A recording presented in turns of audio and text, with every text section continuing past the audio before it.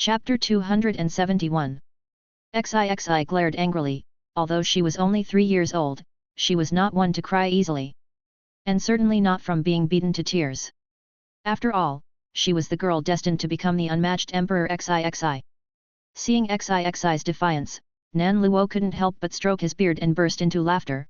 This girl, her pride was truly formidable. But having pride was naturally a good thing. As a divine child with 100 chi of purple chi, how could she not possess pride? Pride was the most basic hallmark of a genius.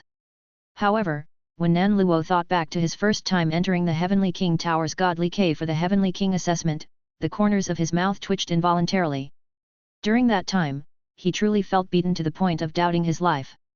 For an entire month, he couldn't recover, and the former sect master of Golden Light Peak took a long time to console and guide him. He hoped Xixi would recover quickly. All right, get ready to enter the godly Quebec. Nan Luo rubbed Xixi's head. Just do your best, don't take the trial of the Heavenly King Tower too seriously. It would be good if you could defeat your opponent before turning 12. Xixi raised her head, her eyes filled with a hint of indignation. Sect Master, are you looking down on Xixi? Nan Luo was at a loss for words. Your talent is the highest among all my disciples, how could I look down on you? I have expectations for you, hoping you can defeat your opponent before you turn 12, even I had not succeeded by the age of 12. Your late eldest senior brother Zhou Dayuan was the same, Nan Luo explained gently. Hearing this, Xixi's frown relaxed a bit and she asked curiously, the late eldest senior brother, he was also very powerful, wasn't he? Nan Luo's eyes ached as he listened to Xixi's praise, and a touch of sorrow, ink-like, seemed to spread in his heart. Yes, very powerful, but not as much as Xixi. Xixi immediately held her head high with pride. That was expected. Before Emperor Xixi, everything else was deemed an evil minister. Nan Luo did not say anything further, his hands sealing, and his divinity burst forth. The Heavenly King Tower began to shake abruptly, and in that moment, the Divine Majesty burst forth, and thousands of dazzling golden beams erupted. The pagoda temple god left the altar and flew across the sky, once again familiarly exerting a suction force, absorbing Xixi into it. This time, Xixi, with her previous experience, did not flail or scream for help. However, the sensation of being pulled into the godly cave was still quite uncomfortable. Little Hu Hu on her shoulder was quite delighted, gracefully flitting around Xixi incessantly. Li Che had helped Xixi study this little Hu Hu, but to date, had not figured out the purpose of this butterfly-like divine beast.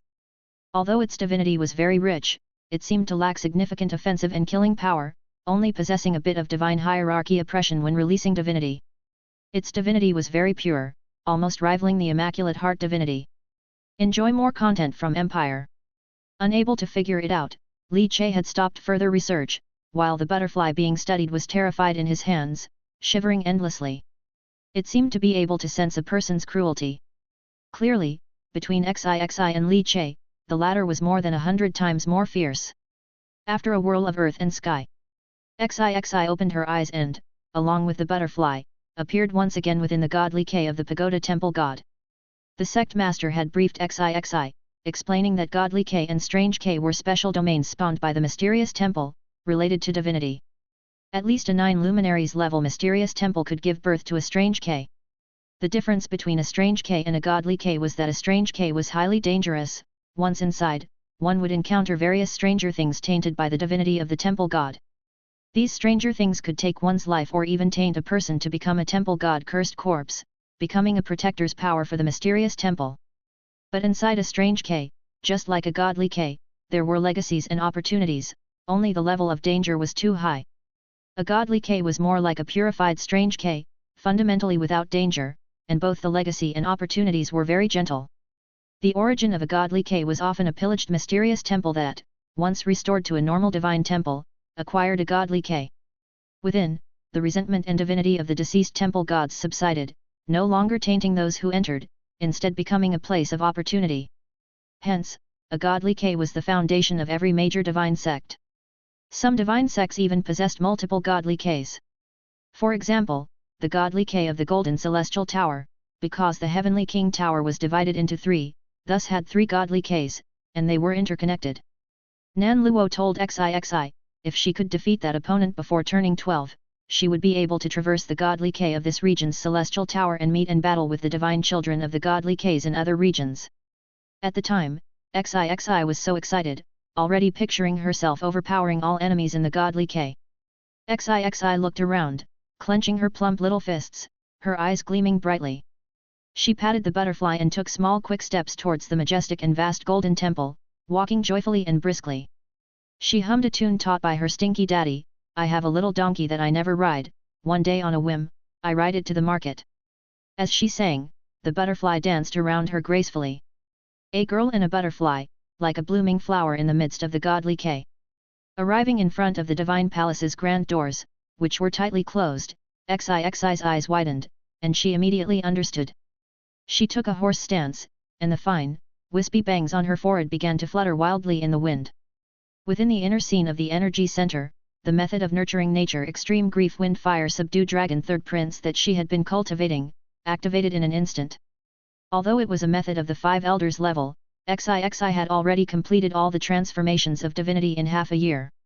Chapter 272. Now, her cultivation was as vast as a river, all transformed into the divinity of extreme grief wind fire subdue dragon third prince. Divinity interwove with the colors of wind and fire, flashing with brilliance and containing melancholic emotions, spilling out from XIXI's small body. The doors of the divine palace thundered, sensing the source of her divinity as from the golden temple, and then slowly began to open. Rumbling. The gates vibrated open, and the towering, majestic statue of the golden heavenly king appeared once more before XIXI. XIXI immediately reined in her arrogant emotions and shrank her neck. The statue towered over her, yet its eyes seemed very gentle. XIXI gradually relaxed her spirit. Walking up to the statue, XIXI looked around. The divine palace was filled with extremely dense and rich divinity. She felt that she could swallow and draw divinity into her body just by opening her mouth. No wonder the sect master had said that the golden temple was an excellent cultivation treasure, surpassing any cave paradise. Opening once every half year, allowing XIXI to enter the golden temple, and after being beaten up, she must remember not just to cry, but to seize the time to cultivate. Thinking of this, XIXI felt defiant. She, Emperor XIXI, would definitely not cry. Definitely not. XIXI was very confident in herself, and she had even brought the fireworks mechanism made by Master Niu Niu. The fireworks mechanism had 3 states. If necessary, she would activate the strongest firepower state. Humph. XIXI pouted and looked towards the statue. Rumbling. Godly K verification, will commence. Strike with full force, hold nothing back. The booming sound suddenly exploded, and XIXI felt her eardrums greatly shaken. The little butterfly perched on her shoulder also trembled slightly. Then, the scene before her eyes changed. She widened her eyes, her long eyelashes trembling slightly. She saw. Below the golden statue. Within the treasure pagoda. A small figure slowly emerged, appearing purely cast in gold. The figure's eyes sparkled with gold, 2 golden braids shooting upward. Golden eyes like smoking fumes turned, landing on XIXI. TCH. The child figure chuckled, then with a step, leapt from the enormous palm of the heavenly king statue holding the pagoda. Mid-air, a 360-degree roll, and a transformation occurred. With a golden hoop on his head, golden silk ribbons around his arms, bare feet stepping on 2 golden wind fire wheels, he wielded a golden serpent spear with flame tip. Mid-air, his legs spread in a split, golden silk flying, the golden wind fire wheels on his feet spinning rapidly, countless sparks splendidly bursting forth. Sparks danced, flying through the air. An overwhelming oppressive force came crashing down like a mountain. XIXI was taken aback, her shoulders little butterfly completely fluffed up. No. You let the 3rd crown prince take action. The sect master is such a liar, calling this a test. Golden Light Prefecture City. Experience tales at Empire. Falling Flower Alley. Li Che closed his eyes, and after swallowing the 8 extremes martial pill, his stomach walls suddenly churned as if pounded by a medicinal hammer, instantly smashing the pill, and a massive burst of medicinal properties roared into his limbs. His entire body's muscles and bones abruptly moved, making a crackling sound like burning kindling bursting into sparks. Inside his body, the blood was boiling hot and tremendous. After the 9 transformations of divine vein, the power of the transformation realm blended into his inner chi, at this moment, was like becoming a great elixir, mingling with inner chi, traveling along his meridians. From the top of his head, from his shoulders and spine, from the lower abdomen dantian, from his tailbone. As if there was a blazing flame in his chest, indescribable, instantly igniting and expanding throughout his body. Dragon Elephant Vajra Deo fruit buzzed and pulsed. His body's blood rushed like explosive rivers and waves. To achieve the Grandmaster level, Li Che met all the conditions, mastering true intent ultimate study and completing the merging of at least 3 martial arts of transformation realm. All these conditions were met, breaking through to Grandmaster was mostly just a matter of course. But breaking through to Grandmaster had one more key point, ultimately, it was about the strength of the physical body. Why was the cursed copper corpse powerful? It lay in the toughness of the body, unimaginably tough, forged by death chi and corpse chi, almost not considered a flesh body anymore, but rather as a category of weapons. Thus unbending and indestructible. The purpose of Grandmaster cultivation was also to temper the physical body, the foundation of martial arts practice lies in the body. Inner chi transforming into true chi was an internal change, whereas the toughness and strength of the body's membrane was an external change. From channel opening stepping into Grandmaster was a transformation where both the internal and external aspects of martial arts changed. Rustling. Rustling. The blood inside his body surged, flowing faster and faster. If at this moment, his skin was torn open even by a small cut, the blood ejected would even be more terrifying than a high-pressure water gun. Comparable to a water jet in sharpness. Li Che's entire body's skin turned a reddish color, the essence of transformation realm merged into his inner chi, which then coursed through his body, boiling his blood, and various essences of transformation realm appeared like illusory scenes, suspended around him. There were roars of the white tiger, continuous spear shadows, hundreds of ghosts crying, arrows entangling wind and thunder. There was a three-eyed divine general wielding a tri-blade knife aura filling the heavens, there was corpse god releasing death chi like smoke, pointing a finger. All kinds of essences emerged endlessly. Li Che's body became even more blisteringly hot, the surrounding air currents hanging dense, like in a furnace, emitting an astonishing fervent light and high temperature. Li Che's eyes opened, seeming like 2 blazing flames burning. According to his understanding, breaking through to Grandmaster shouldn't be this difficult, it shouldn't have so many phenomena. The breakthrough of 9 transformations of divine vein, thus so difficult. Li Che pondered in his mind. But he was neither fearful nor retreating. Chapter 273. Li Che stood up. Hum boom. In an instant, his clothes, under the scorching and boiling chi and blood, incinerated into ashes. He wasn't wearing an elastic shirt, so his flesh swelled up directly. Dragon Elephant Vajra, the second transformation, Angry Vajra. Live wire tendons quivered, his spine like a horned dragon roaring up to the sky, and Li Che's pitch black hair grew and hung down. His rugged physique continually expanded, and his skin seemed to bloom with a crystalline sheen. Stay updated with Empire. Hissing. Sweat secreted, instantly evaporating into steam on his scorching skin, forming a hazy fog that shrouded the courtyard. With the Angry Vajra state activated, Li Che suddenly grew to 2 meters tall, and every inch of his muscles and flesh twisted like braided dough, extremely crimson. In the dense vapor, a violent and domineering airstream suddenly ripped through it. Li Che's eyes shone like 2 streaks of red light, his skin vibrated, his flesh resonated, and the roaring of the dragon elephant echoed resoundingly. The ultimate technique, Dragon Elephant True Force. Li Che executed pure and simple martial arts with precise movements, 1 punch and 1 kick at a time. The air continually exploded, emitting booming, muffled sounds. The Dragon Elephant True Force, the current Li Che had mastered only 1 dragon and 1 elephant, even though he integrated it with 8 flood dragons overturning the rivers and the pale thunder body, still, no transformation had occurred. The true intent ultimate study is indeed quite challenging. However, as his martial cultivation approached Grandmaster, he finally noticed a change. Supported by the transformation realm, he gradually understood the true intent. All kinds of martial arts completely fused into his body, permeating his muscles, forming memories. And the ultimate technique, Dragon Elephant True Force, had not yet born true intent, but it was swallowing these transformation realm intents like turning the false into the real. Li Che, towering like a high tower, his fists and elbows at this moment, almost turned into extremely terrifying lethal weapons.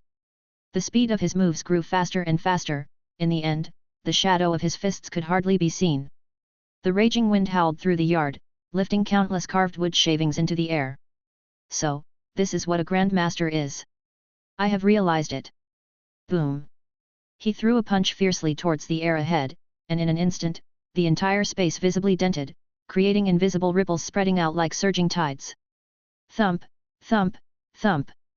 Li Che stood still, towering like a massive mountain, with dense qi and blood radiating out from his thick, quivering veins.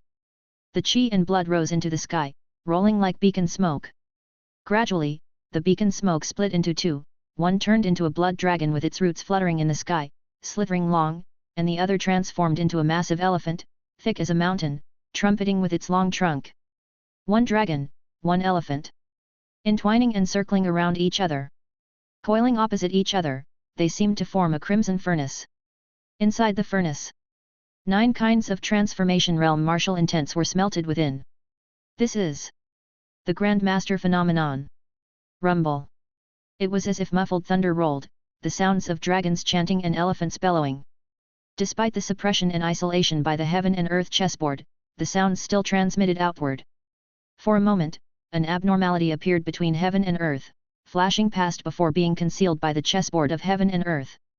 Ultimately, it still aroused the attention of many keen individuals. The closest location to Li Che's small courtyard workshop in Falling Flower Alley was the Qin Mansion. Inside the Qin Mansion, Qin Dickon, the divine symbol ancestor of the Qin family, suddenly opened his eyes and leaped out from his secret room. The turbulence fluttered his beard and clothing. What powerful qi and blood! A Grandmaster phenomenon? Who broke through to Grandmaster? To think it can produce such a phenomenon. As a divine symbol cultivator and a Grandmaster of perfection himself with extremely powerful qi and blood, Qin Dickon's perception was naturally sharp. He released his divine sense to survey his surroundings, but the sensation he felt seemed like nothing more than a dream. Impossible. Can't detect it anymore. It's that same feeling again, just like the time I attempted to kill Yuking. It's clearly right before my eyes, yet I can't sense it. How annoying. How frustrating. Qin Dickon took a deep breath to steady the inexplicable torrent within his heart. Horseface. He murmured a name. Ever since Shangguan Zhengheng, who had cultivated the cursed copper corpse, was shot dead in the street. The name of Horseface, the hidden divine archer of Golden Light Prefecture City, had risen to prominence. Many were searching for Horseface, but no one could find him. Horseface broke through to Grandmaster? No. Was Horseface not a Grandmaster before this? Qin Dickon seemed to have realized something, his expression subtly changing. Cliffstone Treasure Building, Kintian Observatory. The long droning of an erhu, languid atop the tower, a chief supervisor in plain clothes sat on the roof playing the erhu, his beard and hair fluttering in the wind. Divine Vein 9 transformations, qi and blood furnace. Golden Light Prefecture City actually has such a martial prodigy. Interesting, very interesting. Sadly, just entering Grandmaster, a qi and blood furnace Grandmaster, once cultivated to the latter realm, might be as strong as a cursed copper corpse, and even enter the Lingnan Circuit Grandmaster's scroll, right? A Grandmaster who cultivated the qi and blood furnace, not on the divine base scroll. Even purely with the qi and blood martial path, can smash through. Hey, this person really hides their skills well. I wonder which powerful force brought such a master into Golden Light Prefecture City. With such skills, they must come from a great force, surely not another divine sect master, right? Corpse God cult, no, the corpse god cult practices the corpse curse technique, they wouldn't bother refining the laborious Grandmaster furnace. What are they here for? Probably for the 8-armed wrathful third prince. The musing chief supervisor, an old face revealing a hint of a smile. Too lazy to investigate further, sat on a small stool, playing the erhu, humming a melody. The greater the whirlpool, the greater the chaos. I merely play a tune on the erhu, quite leisurely. Inside the small courtyard. Within his chest, the dragon elephant Dao fruit burst with activity, violently throbbing. Encompassing the entire courtyard, the qi and blood that had been confined by the heaven and earth chessboard suddenly, like a whale devouring, converged entirely within his body. Chapter 274. The aura receded and was hidden extremely well. Li Che stretched his arms, and his muscles and bones crackled like popping beans, each piece of bone seemingly reforged, adapting to the new strength in his body. With his qi and blood forged in the furnace, Li Che felt clear-headed and refreshed, and as each pore expanded, it seemed to breathe in and out, purging the impurities from within. He raised his hand, and between his fingers, twisted flows of air intertwined. This was true qi. The true qi had merged with the true intent of the dragon elephant true force technique, containing the power of the dragon elephant and seemingly hiding the strength of 8 flood dragons overturning the rivers and the pale thunder body. True qi, when combined with true intent and qi and blood, created a domineering force. True qi could extend 10 zhang all around the body. Any farther, and its power would plummet abruptly. Unless one became a great Grand Master, with divine gang emerging, capable of shattering rocks and splitting gold within 100 zhang. I am now truly a Grand Master. The so-called Grand Masters I've defeated before were too weak, he said. Now, if they fought against me, each would fall to a single punch. Li Che proclaimed with confidence. Li Che took a breath in and out, like a whale, causing violent winds and waves.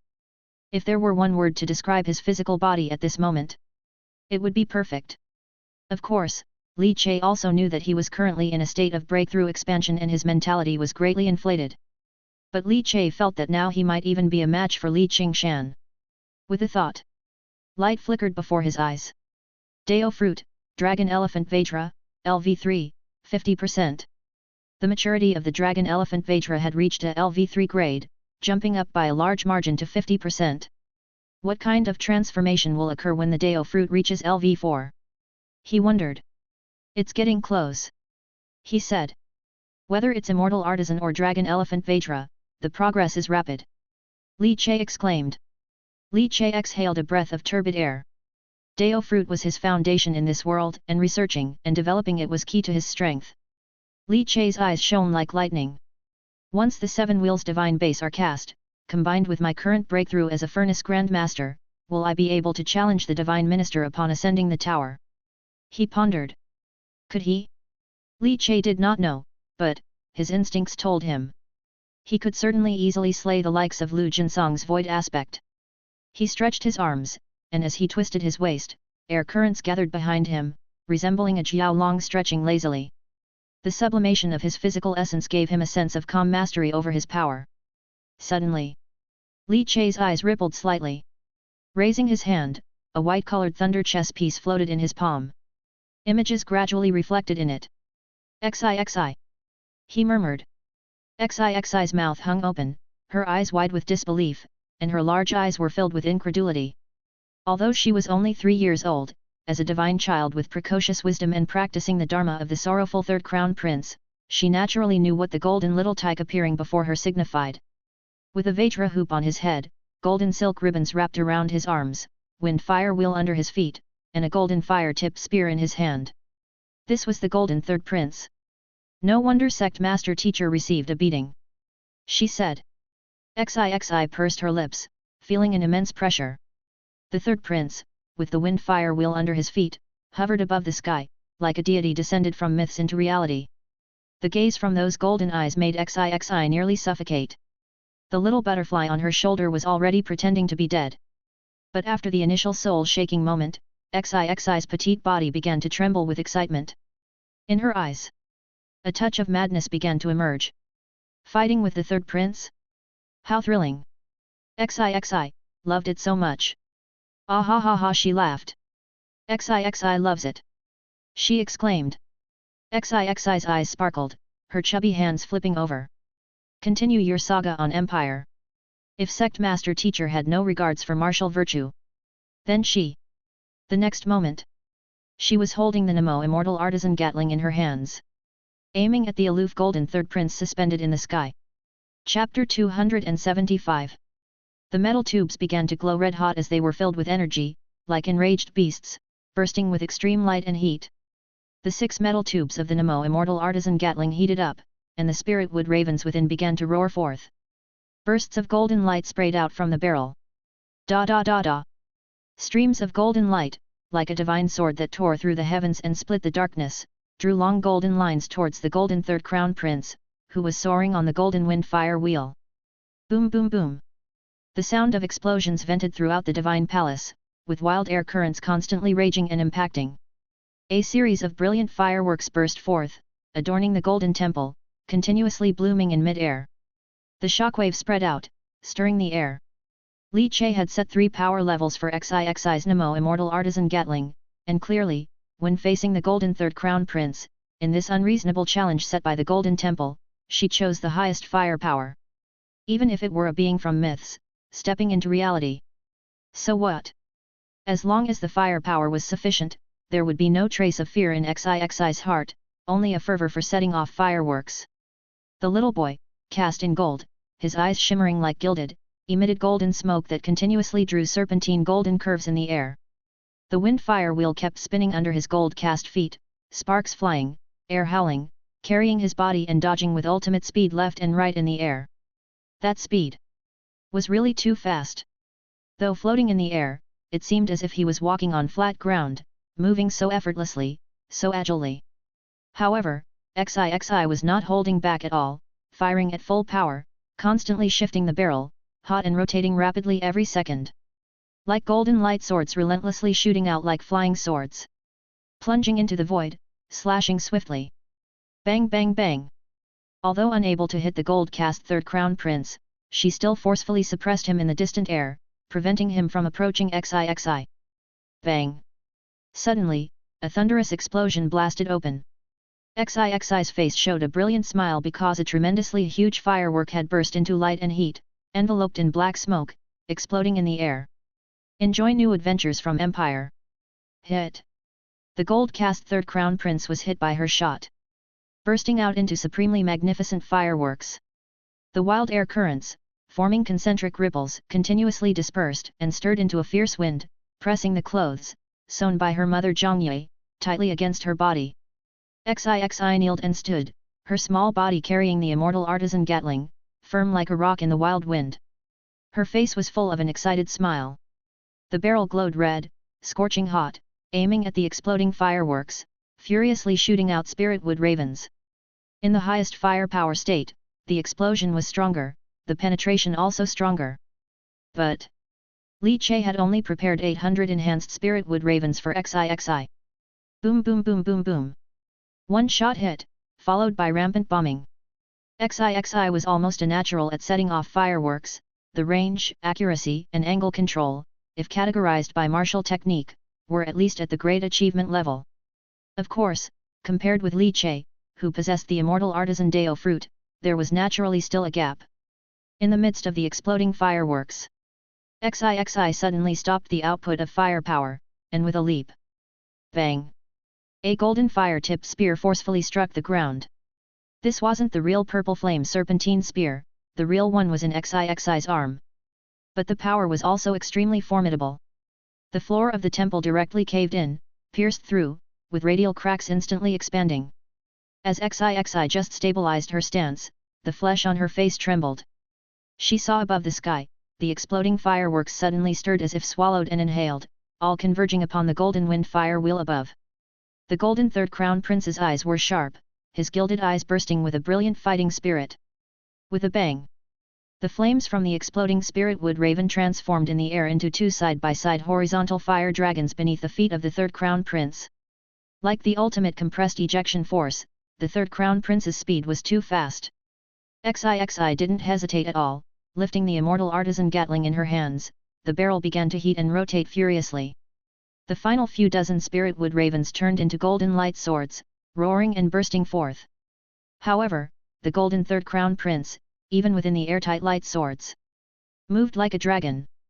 2 fire dragons twisted like twining ropes then fiercely crashed in front of XIXI. XIXI's body trembled, only feeling the temple's ground, seeming to emit a long-lasting roar under the massive impact of the golden Third Crown Prince's landing. Boom!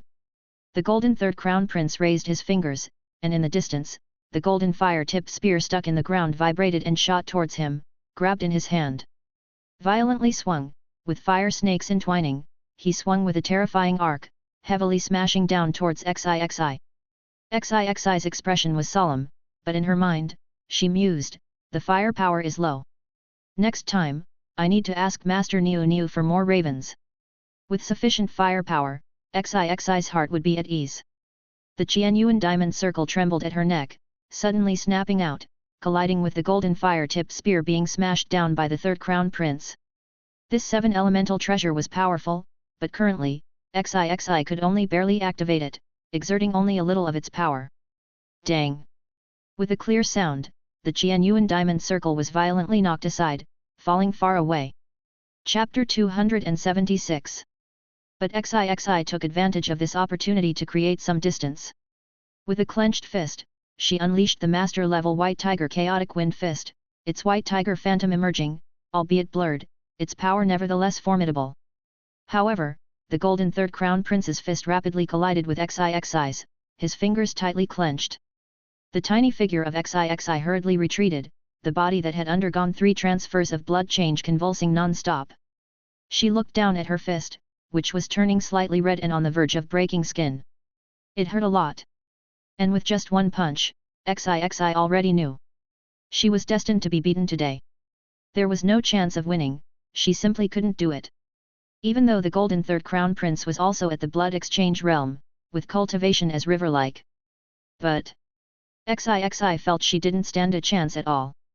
She wouldn't really end up crying, would she? However, XIXI wasn't afraid. Fighting was all about getting hurt, and it was through being hurt that one could grow. Clenching her teeth, XIXI still had a lingering fear from her last encounter with Shangguan King Glai. She knew her father and mother were extremely worried about her. She had even secretly seen her mother shedding tears alone, worrying about her getting hurt, worrying she might face danger. At that time, XIXI silently told herself that she had to become stronger. Strong enough to beat anyone. XIXI took a deep breath, put away the immortal artisan Gatling that Master Niu had given her, her small face fair and her large eyes full of spirit.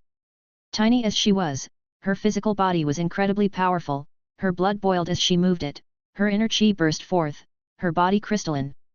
XIXI tapped the ground with her foot, catapulting herself towards the golden third crown prince. The golden third crown prince's gilded eyes bore arrogance and disdain as he even cast aside his fire-tipped spear, embedding it in the ground, and with a bounce, he rushed towards XIXI barehanded. The 2 tiny figures fought fiercely before the immense statue of the Golden Heavenly King, within the vastness of the Golden Temple. Above the statue of the Heavenly King, which supported the golden pagoda in its palm, a golden incense was lit, burning slowly, as if keeping time. Bang! XIXI was struck and sent flying again, her small form crashing harshly to the ground. But quickly, she got up and rushed toward the golden third crown prince yet again. XIXI wouldn't admit defeat so easily. Her fighting spirit blazed. The unyielding determination made XIXI, in that very moment, unleash all the martial arts and combat techniques that Nan Luo had taught her. Nevertheless, the golden third crown prince was almost invincible in his realm, akin to the temple god. His body, forged in gold, was incredibly tough and stronger than XIXI's. XIXI was completely overpowered. Yet the little girl, at her tender age, was stubborn and proud, unwilling to give in, charging again and again, only to be sent flying each time. A persistence like smashing into the south wall without turning back. Thump! After being thrown back countless times, XIXI pursed her lips, her large eyes brimming with tears, yet she didn't let them fall, she didn't cry. Fighting with the golden third crown prince was making XIXI stronger, she shouldn't cry. XIXI wanted to be strong and not let her mother and father worry. XIXI didn't cry. The little girl bit down on her teeth, her cheeks puffing up and turning a bright red. She struggled to her feet, her small legs trembling uncontrollably, barely able to support her body. She gazed at the golden third crown prince as if everything was spinning around. Finally, XIXI's heavy eyelids could not withstand the strain, and they slowly closed, succumbing to darkness. In the temple, a sudden sigh of pity could be heard. Li Che appeared beside XIXI, cradling the scarred body of XIXI. A beam of golden light cascaded down from the statue of the Golden Heavenly King, enveloping XIXI's body and healing all her wounds. It was just that the relentless fighting spirit had left XIXI far too exhausted, and now she was sound asleep. Li Che held XIXI, having seen the entire battle between XIXI and the Golden Third Crown Prince through the reflection of the Thunder chess piece. He had seen it all. He knew this was a test, and therefore didn't interfere. He had thought that XIXI would give up on her own once she ran out of bullets from the immortal artisan Gatling. But he didn't expect the little girl to have a perseverance that surprised and pained him. Don't want to worry mom and dad, so you wish to become stronger fast. Li Che brushed away the sweat beads from Xixi's forehead, the sorrow in his eyes growing more intense. Xixi, why are you so good? It's because daddy isn't strong enough, that's why you have to carry such a burden at such a young age. Li Che sighed deeply. It was his fault as a father. Li Che's gaze shifted to the small butterfly on Xixi's shoulder. Take good care of Xixi. The butterfly's wings fluttered, and it quickly took flight, landing on Xixi's back and creating the illusion of a pair of butterfly wings that fluttered, carrying Xixi's tiny body into flight. After landing at a distance, the butterfly radiated intense divinity, weaving together a semi-circular divine shield around Xixi. Li Che retracted his gaze and looked at the golden third crown prince, who was tilting his head as if puzzled by the change in the person being tested. Enjoying the fight, are you? Li Che started to laugh. How about I give it a try? The next moment, his searingly hot blood burst forth, and with just one step, the entire divine palace seemed to tremble. A hurricane roared into existence, the terrifying pressure coming from Li Che himself. The true pressure of a furnace grandmaster. Bang! The ground of the divine palace seemed to fracture under his step, radiating cracks spreading outward. Though the cracks were slowly healing, the visual impact was nonetheless terrifying. Chapter 277. Li Che had already transformed into a straight line of blood red, appearing right in front of the golden third prince. The golden third prince opened his mouth, as if emitting a silent roar of fury, his aura surged suddenly, stepping into the level of a grandmaster in an instant, clearly with the transformation of the tester, the third prince's strength also enhanced. True Chi surged like flood dragons, with the real white tiger roaring out, then turning into 8 white tigers that transformed into spear shadows of unparalleled sharpness that pierced through everything. As a furnace grandmaster, he integrated and adapted 9 types of martial arts from the transformation realm, creating changes and interconnections. The changes were multifarious and unpredictable. The golden third prince was instantly dazed. A terrifying surge of blood and energy erupted into a hazy mist of blood, and a brilliant golden mist exploded from the body of the golden third prince, shooting out backward like a cannonball. Li Che stood his ground, his true chi forming a longbow as he fiercely bent it. Countless wailing ghostly sounds roared densely. The bow was like thunder, the arrow carried the might of wind and thunder. The moment the third prince landed, countless ghostly shadows wrapped around a majestic true chi arrow that burst through the air, alive in its might, circling around and striking the back of the third prince's head with ferocity, sending him flying across the sky. Thud! Li Che dispelled the true chi longbow, shook his body, and launched out with a spring, landing at the spot where the third prince crashed. The flood dragon bone wind thunder halberd was instantly in hand, the three-eyed wrathful true lord's triple-bladed knife. The halberd's brilliance shot out knife light, locking onto the location of the powerful golden third prince from every angle. Inside Li Che's body, his blood and chi surged violently like a collapsing river, with his internal organs spinning like vortices and his spine exploding like a mighty river dragon. The true chi gushed out, merging into the tri-blade knife, with omnipresent airflow trembling within the knife light. In its high-speed motion, it transformed into a sky-covering storm of wind blades. In an instant, it gave the golden third prince a fierce lashing. Countless sprays of golden mist continuously flew. To hit my daughter, even if it's just a trial. I'm not pleased. Clang clang clang clang. The golden third prince seemed a bit stunned by the lashing, his golden cast body continuously flung around by the whipping. He was furious beyond measure, his ordinary grandmaster cultivation unable to cope with Li Che, continuously raising his own cultivation. But Li Che was not polite either, invoking the dragon elephant Vajra. As the Dao fruit trembled, Li Che's body rose, his spine roared furiously, each tendon vibrated sharply as if he were demonic and divine. Only the golden third prince can unlock a state? Are you kidding me? I can too. Boom.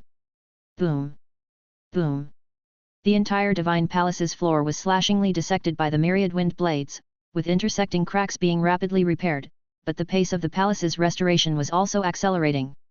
When the golden third prince was once again sent flying by Li Che. Boom! An extremely terrifying aura suddenly burst forth from within the golden third prince, the golden wind fire wheel rotating at high speed, the golden fire-tipped spear gripped in his hand. The fiery light in his eyes burst forth, his aura erupted like a geyser, instantly reaching the level of a furnace grandmaster. Li Che smiled. The inner scenery of the energy center quivered. The 6 rounds of divine foundation unfolded behind him like a peacock spreading its feathers. The gaze of the golden third prince gradually filled with confusion. Boom!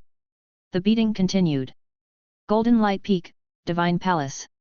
Nan Luo's sleeves billowed in the fierce wind, rustling loudly, continually fluttering. He closed his eyes, waiting quietly for XIXI to enter the golden celestial tower for the first trial and assessment. With XIXI's strength, it would be impressive if she can last a third of an incense stick against the third crown prince of the same realm, he said. To hold on for half an incense stick would be an extraordinary performance, he continued. If she could last the duration of 1 full incense stick. Nan Luo suddenly opened his eyes and looked towards the golden celestial tower, spinning leisurely in the sky. The next moment, the godly K opened. It seemed to reflect the scene inside the divine palace, within the golden temple. XIXI, sound asleep, was sent out, and with a flicker, Nan Luo caught her. Under the healing divinity of the golden temple, XIXI had no injuries, and looked as delicate as a porcelain doll.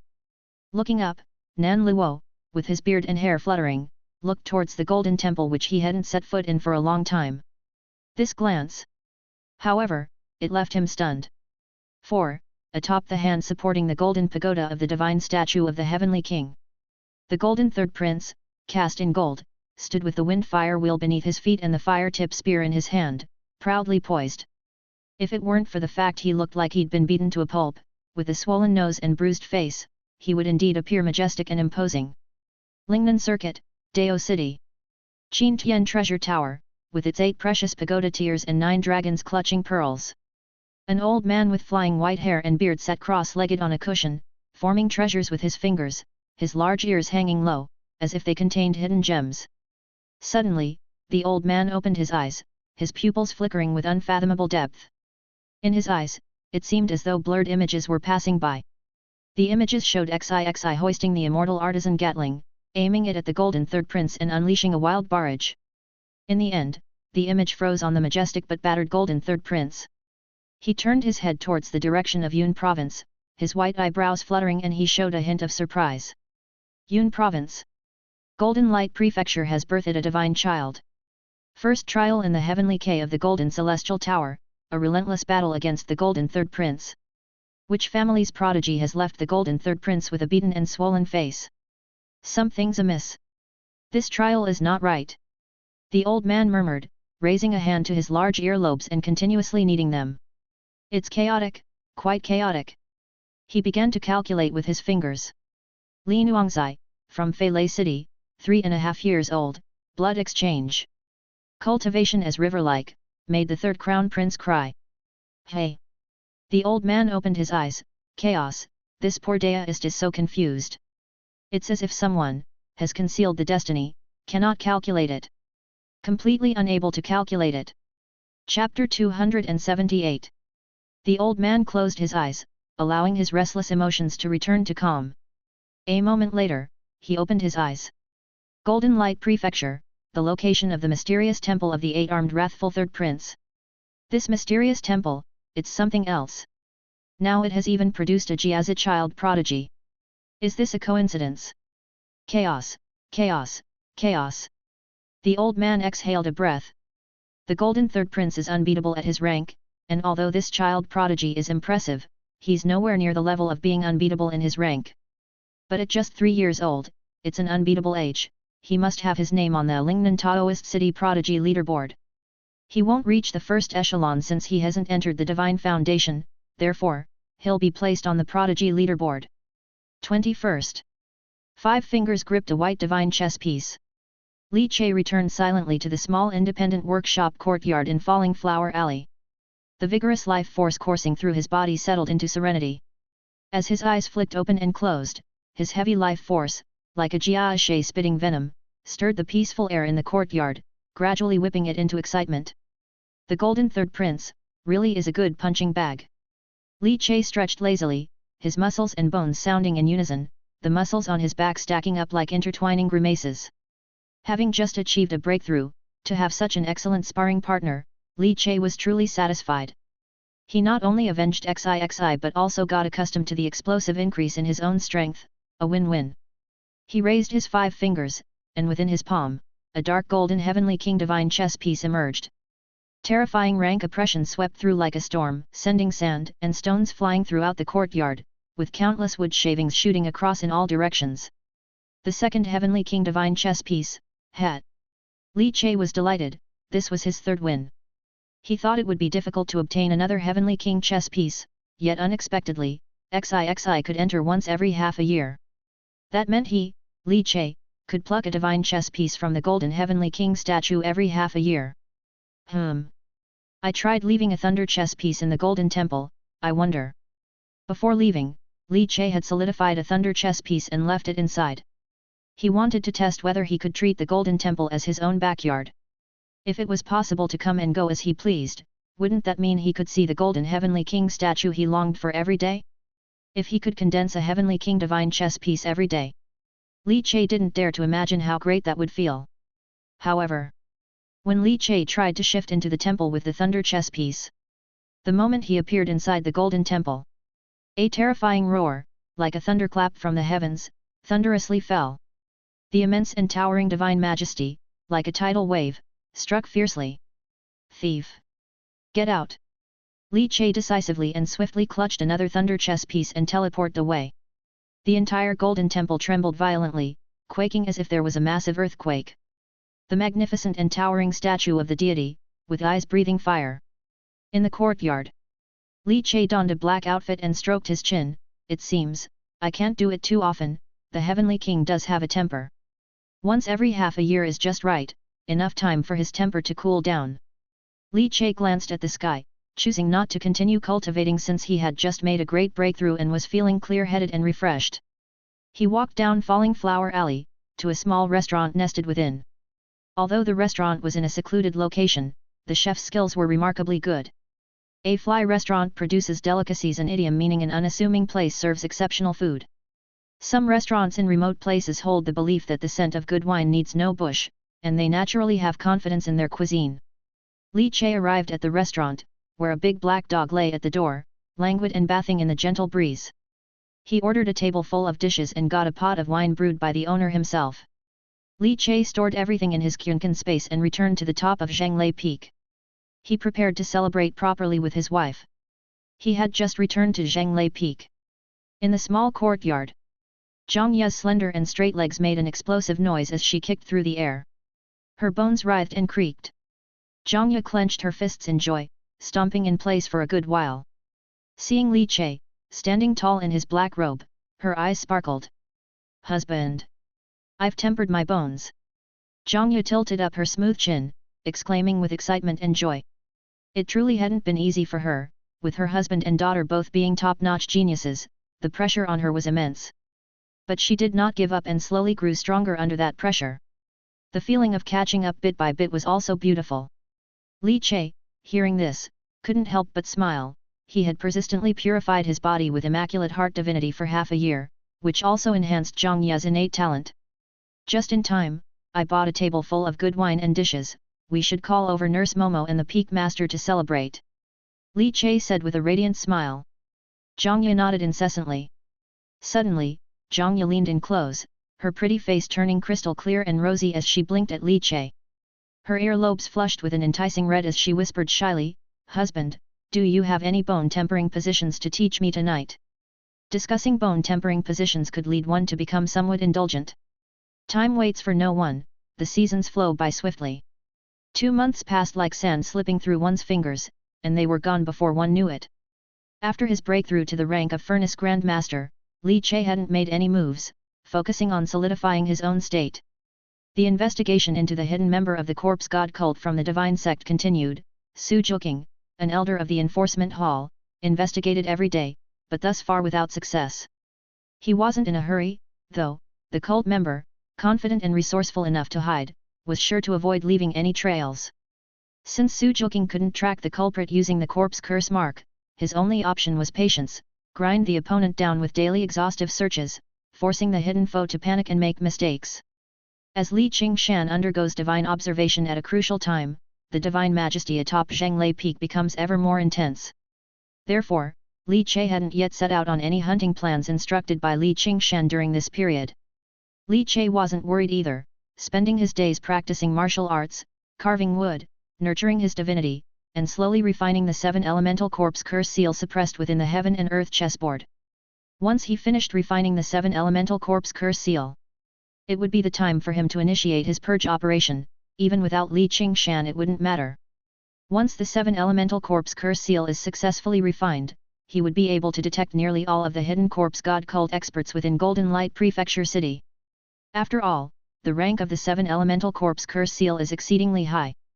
During this time, the major powers within Golden Light Prefecture City calmed down, leaving the entire city tranquil, with even the 3 princes temple of the wrathful Octo armed at the center of 9 Dragons River rarely experiencing strange fluctuations.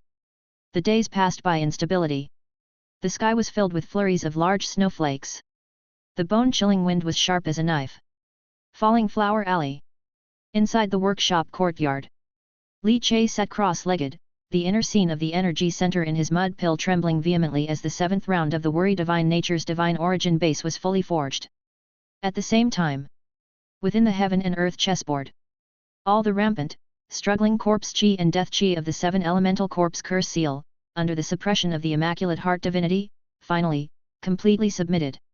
He opened his eyes, and his powerful divine sense burst forth, causing invisible ripples to emanate from him like twisting the air, but they quickly returned to calm.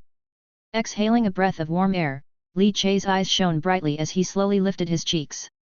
A piece of the cold falling snow landed on his face, instantly melted by his fiery chi and blood into water. Without realizing, yet another year of winter brought heavy snow. My daughter, XIXI, turned 4. Chapter 279. The cold air condensed the moisture in the sky, accumulating into drifting snowflakes that fell. Golden Light Prefecture City. Falling Flower Alley, Workshop Courtyard. Li Che sat cross-legged in the courtyard, tilting his face upward, allowing the snowflakes to land on his cheeks.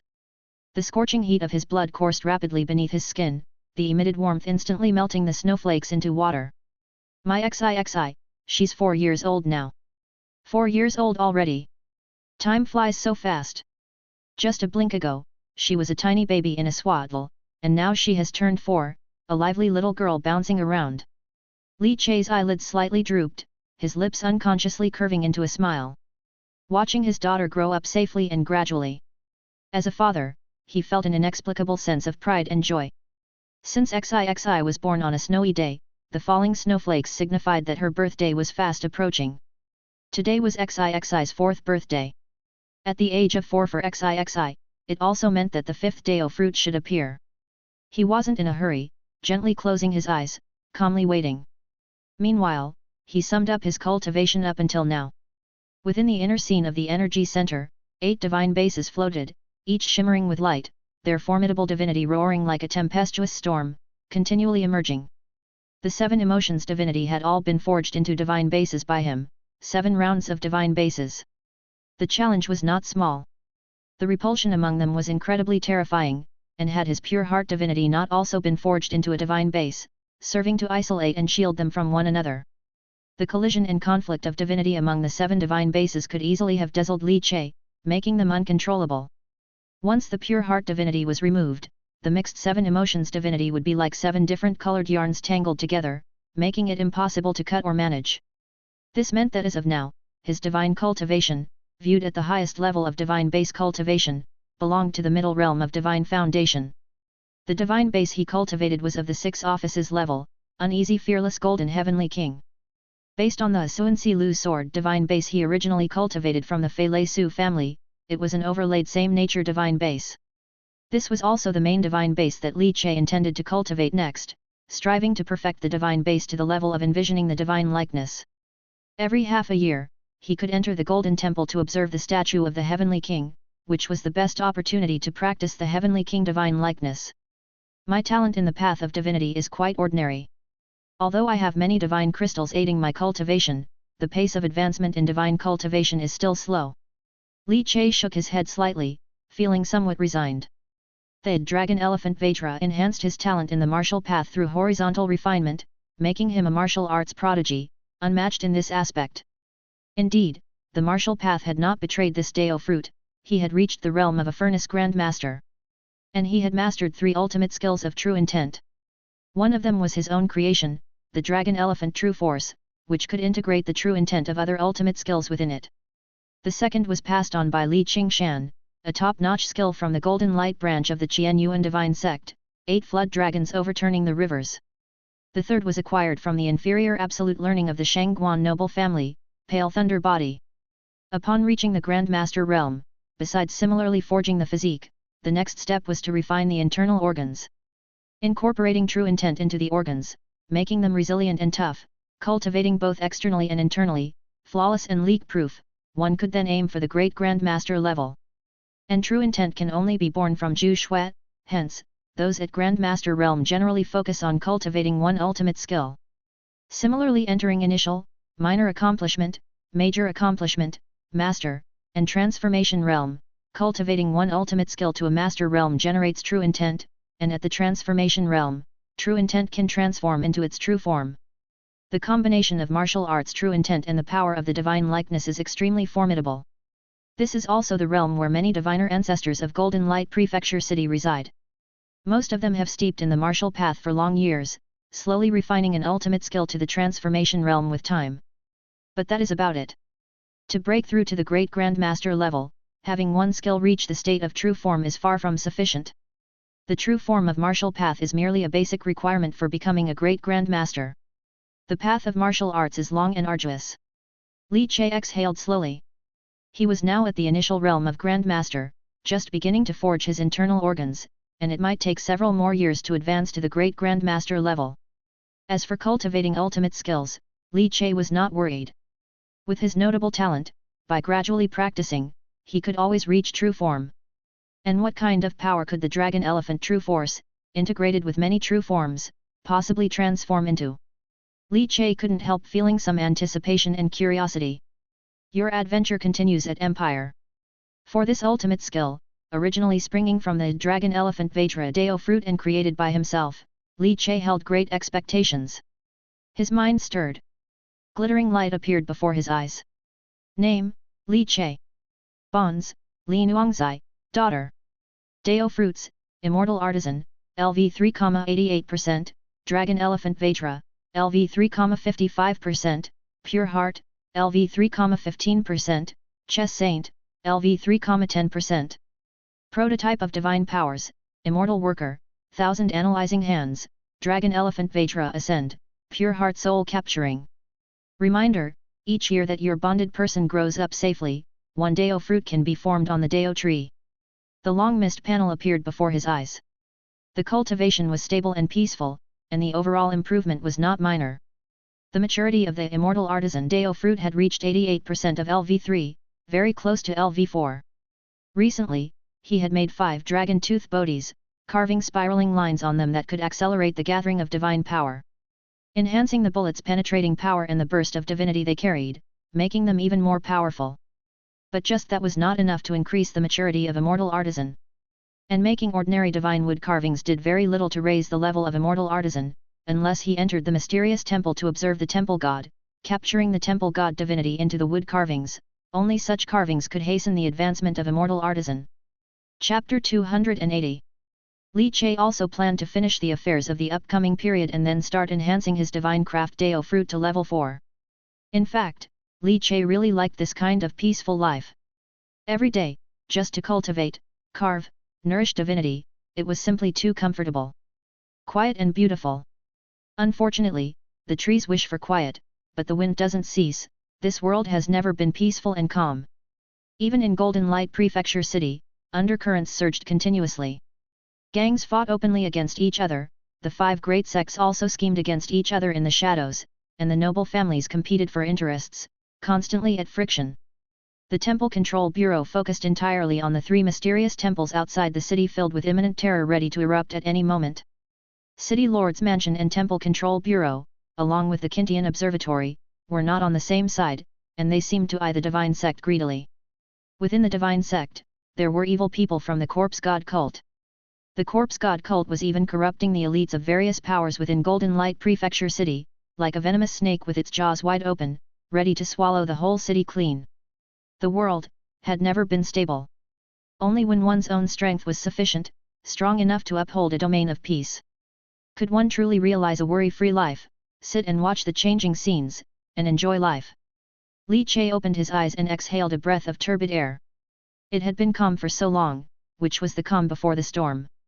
As the four royal eight-armed wrathful third prince mysterious temple trembled, strange K expanded, waiting for the arrival of the strong from the Ganyuan Orthodox sect to open the wrathful third prince's mysterious temple and conduct temple god resonance testing. The storm could no longer be suppressed. Li Qingshan had said during the previous sect entrance exam that temple god resonance testing would likely happen a year after the entrance exam, so after Xixi's birthday, it was probably time for the temple god resonance testing. Temple god resonance testing. Li Qingshan mentioned that this time it's going to be huge, different from the past. Previously, for temple god resonance, the authentic divine sect would bring supreme spiritual children gathered from 4 mansions of Yun State and the State City. But this time, it seems that not only from Yun Province, but also 10 sub-sects under Lingnan Circuit's Dao City's jurisdiction, including Dao City itself, will send their powerful to bring the spiritual children for the testing. For the legacy of the 8-armed wrathful third prince. Li Che's gaze flickered. The 8-armed wrathful third prince's mysterious temple outside Golden Light Prefecture was of a very high rank, even considered top tier among the 4 royal mysterious temples. Hence, as strange K vibrated, the third prince's legacy emerged, various powers would be tempted. And since the original form of the third prince temple god was a child, naturally the matter of temple god resonance would be regarded highly by all parties. This temple god resonance attracted the attention of the entire Lingnan circuit. The corpse god cult had made early arrangements in Golden Light Prefecture, also because of the fame of the 4 royal 8-armed wrathful third prince mysterious temple. Just as Li Che was contemplating and summarizing, completing the arrangement of his own cultivation. Buzz. Li Che suddenly felt the world become extremely quiet. Thump thump thump. Within his chest, intense fluctuations transmitted, those were the abnormalities occurring in each of the Dao fruits. Dao fruit divine craft, dragon elephant Vajra, pure heart, chess saint, all 4 Dao fruits were throbbing intensely. As if welcoming a new companion. Before him, images flowed, familiar scenes, like a mirror emerging from beneath the water, slowly reflected. Roar. The vast and profound land seemed to roar with ancient gods, and between the boundless skies, a treasure tree towered into the clouds. Numerous leaves fluttered, sparkling with 10,000 streams of light. A colorful fruit, accompanied by rainbow lights, hung at the treetop above. The growth images of XIXI this past year were projected fleetingly, illuminating the vast land. Li Che's hair was jet black, his eyes looked ahead. Twinkling with a crystal-clear brilliance, filled with curiosity and expectation. XIXI's birthday was the day he, Li Che, would open the Dao fruit blind box. Naturally, he was very much looking forward to it. A year of guardianship, finally bearing fruit today. XIXI 4 years old, the 5th Dao fruit. At last. Your daughter is 4 years old, occasionally faced with difficulties, resilient and unyielding, safe and sound, and has obtained the Dao fruit fairy in the painting. The prompt gathered into a twinkling golden light, bright beyond compare. The 5th Dao fruit. Li Che knew, if his daughter was safe and sound, his future Dao fruits would only increase. As for the nature of the Dao fruit, what it would be, he could not be sure, and it was unpredictable. It was like opening a blind box, very thrilling. Just like this time, seeing the name of the 5th Dao fruit, Li Che was as bewildered as he was when he first saw the chess saint Dao fruit. Fairy in the painting? Was this meant to make him a suave person wielding a writing brush? He slightly furrowed his eyebrows. It seemed like he was starting to grasp some different implications of the Dao fruits. Professional. Are these Dao fruits setting the pace for me to become a god through professions? Li Che smiled with interest. Of course, that might not be the case, as pure heart Dao fruit did not belong to a professional category, so one should not generalize, there was still a probability. The panel brought him an opportunity to bind with his daughter's bonds. If his daughter lived safely for 1 more year, he would obtain a Dao fruit. This Dao fruit was just freshly formed, with no maturity, needing him to gradually accumulate maturity. The origin of this opportunity was very significant. Because now, as his cultivation grew and his contact with the world deepened, he saw the temple god, saw the overlapping myths of 2 lives, so while his mind trembled, he could not help but wonder. Continue your adventure with Empire. The Dao fruits he obtained, bound to his daughter, was his daughter's identity special? My XIXI. Could she be the reincarnation of some great power? Li Che closed his eyes, his soul intensely trembling. Once this thought arose, it completely became uncontrollable, as if a cold sensation instantly enveloped his whole body. Chapter 281. He dared not think about it in detail, nor did he dare to delve deeper into his thoughts. He slowly opened his eyes. Even if a great power reincarnates, what of it? The Dao fruit is with me, and I, Li Che, am XIXI's real father. Discover more stories at Empire. Even if there are any conspiracies behind the scenes, all I want is for my daughter to be safe and sound. Li Che's gaze gradually calmed down, and the coldness inside his body dissipated as if there was a furnace burning in his chest, radiating intense heat. I just need to become strong enough to fear no demons or monsters. Become stronger. To protect his daughter, to protect his wife, to protect the home that belonged to him. Fairy in the painting, Dao fruit vitality serves as ink, divinity coalescing spirits, a fairy resides within the painting, which brings forth all things. His mind trembled slightly. The description of the new Dao fruit fairy in the painting appeared before his eyes. A fairy resides within the painting, which brings forth all things. Li Che squinted his eyes, still somewhat perplexed by this description. But one thing was certain, the use of this Dao fruit was related to both vitality and divinity. Let's try it and find out. Dao fruit, fairy in the painting LV1, 0%. Li Che glanced at it, the Dao fruit in his chest vibrated. He closed his eyes and sensed it, as if currents flowed out, spreading from his mind, slowly enabling him to understand the meaning of the fairy in the painting Dao fruit. A single word, painting. In the courtyard, the snow fell in a flurry. Li Che kept his eyes closed for about 10 breaths, then suddenly opened them. So that's how it is. An unexpected smile hung at the corner of his lips. He raised his hand and pointed to the Brownuan palace.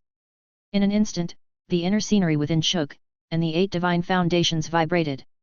The uneasy fearless golden heavenly king divine foundation thundered and shook, moving like a millstone, and instantly, divinity was extracted. The meridians within his body roared, the powerful vitality of the furnace grandmaster spilled out from his palm, merged with divinity, and turned into a rich black ink in the air. The Dao fruit of the fairy in the painting throbbed again, and a flawless paper emerged before him. Accompanied by the breeze in the yard, the corner of the paper fluttered with a rustling sound. Li Che gazed at the paper, his eyes flickering. This paper was transformed from his own immaculate heart divinity. The consumption was extremely minimal, almost negligible. The consumption of the vitality divine ink fused with divinity and vitality, however, did exist. But it was not considered substantial. To paint, then. Li Che looked at the paper and the divine ink in his hand and hesitated. Because, as for painting, he really didn't know how. This was an art, requiring thoughtful immersion and learning.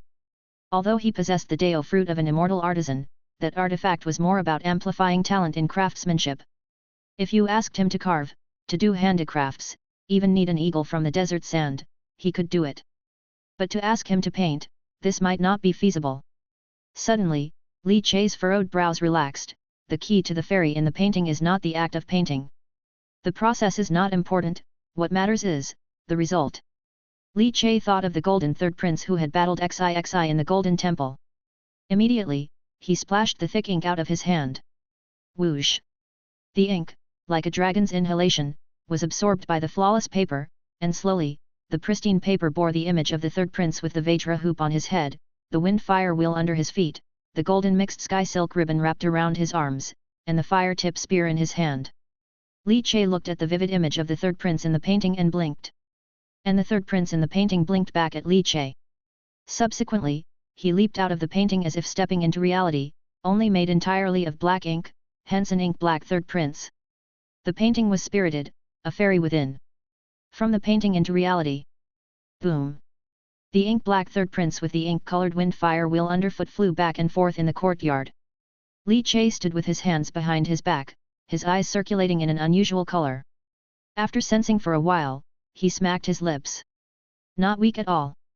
The vitality may not be a furnace, but it's indeed at the Grandmaster level, and the divinity is at the middle realm of divine foundation. I used my own divinity and vitality to paint him, so his cultivation is not far off from mine. Li Che snapped his fingers, and instantly the ink-colored third prints exploded in the air, turning into countless black ink droplets that then evaporated into mist and vanished without a trace. Li Che continued to experiment. This time he took out all the divinity from the 7 divine foundations, merged them with vitality, and turned them into vitality divine ink. Let's go for a self-portrait. Li Che's eyes flickered with anticipation. The paper suspended in the air as the 7-colored divine ink was splattered. The colored ink diffused, appearing like gleaming rainbows, the paper trembled, and then upon the canvas, a slightly detailed brushwork styled Li Che appeared. The Li Che in the painting smiled, stepped forward, and instantly left the confines of the paper, coming to life. Li Che inexplicably felt a connection with the fairy in the painting Li Che before him. After expending more than half of his vitality as a furnace grandmaster and most of the divinity from the 7 divine foundations, the Li Che from the painting possessed about 70% of the real Li Che's strength. Li Che willed the painted Li Che to strike out at him. The two engaged in combat in the courtyard. Li Che severed his control over the painted Li Che, who was then able to fight autonomously and, moreover, according to Li Che's combat habits, even hidden weapons such as 1,000 spider threads and Bodhi blood tears were available and could be executed. Because Li Che happened to include them while he was painting. Bang! Li Che snapped his fingers. The painted Li Che instantly turned into a rainbow-colored thick mist, exploding. Li Che's eyes pulsated subtly, flashing with an unusual light. Because memories surged into his mind, those were his own memories of battling himself. And the vitality and divinity expended for painting, all returned to him. Chapter 282. This. If I use the fairy in the painting to cultivate, the divinity and blood essence cultivated would also revert to myself, right? So, it's like having another me cultivating. Li Che's mood surged. Originally, he had been worried about his poor divine talent. With the 7 wheels divine base, he had no idea how long it would take to fully gather the divine appearance. But now, if talent was insufficient, quantity would make up for it. Create 7 of yourself, each according to one of the 7 types of divinity, and slowly nurture them. However, according to the feedback from the Deo fruit of the fairy in the painting, without actively interrupting or engaging in combat that consumes divinity and blood essence, the fairy in the painting can exist for up to 3 days. Combat consumes blood essence and divinity, so it cannot exist for a long time. But with cultivation replenishing and adding divinity and blood essence, its duration could be extended by a day. But that's only 4 days. Li Che exhaled. Understandable, given that it's a newly born Deo fruit. As the maturity of the fairy in the painting Deo fruit increases, the existence time of its duplicates will last longer, and they can cultivate for me a bit more. Li Che was in high spirits. Apart from the fairy in the painting duplicate, creating all things from paintings. Let me try again. Li Che gathered his divinity and blood essence and painted a martial arts pill. He popped it into his mouth and crunched it down with a snap. It was somewhat sweet. Useless. False. It had only an appearance, no medicinal properties, it couldn't sustain itself. With a slight stir in his mind, Li Che painted a dragon tooth Bodhi bullet. Suddenly, a brand new dragon tooth Bodhi bullet appeared in his hand, identical to the ones he personally crafted. The only flaw was, it was too perfect. Though it consumed blood essence and divinity, was that really a drawback? Was that small amount of consumed blood essence and divinity considered a flaw? Real dragon tooth Bodhi required spiritual wood and his painstaking efforts. Even with the skills blessed by the immortal artisan Deo fruit, carving one bullet could take days, if not weeks, and a slight slip could ruin it. Artisans, though skilled, like to cut corners. Why painstakingly carve when you could create from nothing? Fairy in the painting, a military arsenal. Li Che couldn't stop smiling. This Deo fruit was fantastic. Suddenly, Li Che's mind stirred again. He thought of the 4 royal divine weapons, the purple flame serpent spear, hidden in Xi's arm. His blood surged, and divinity sprouted. Grind the ink. Paper please. Li Che there and then painted a. Then, there was no then. The painted purple flame serpent spear had just an illusionary form, lacking any rank pressure. Just like the elixir. Having the appearance, but only the appearance in essence. Li Che, like a child with a new toy, was thoroughly enjoying himself. Painting this, painting that. He even painted his wife, Zhang Yi, who when she stepped out from the paper, sparked a new idea for bone tempering and sinew opening postures in Li Che's mind. He glanced at the sky, where dark clouds were rolling and snow was falling. Winter had arrived, day turned to night quickly. Li Che did not continue to study the Dao fruit of fairy in the painting, primarily because his divinity was nearly drained. Painting consumed divinity, blood essence was manageable since he himself boasted a furnace grandmaster physique with a very fast self-healing blood generation rate, but divinity was another matter.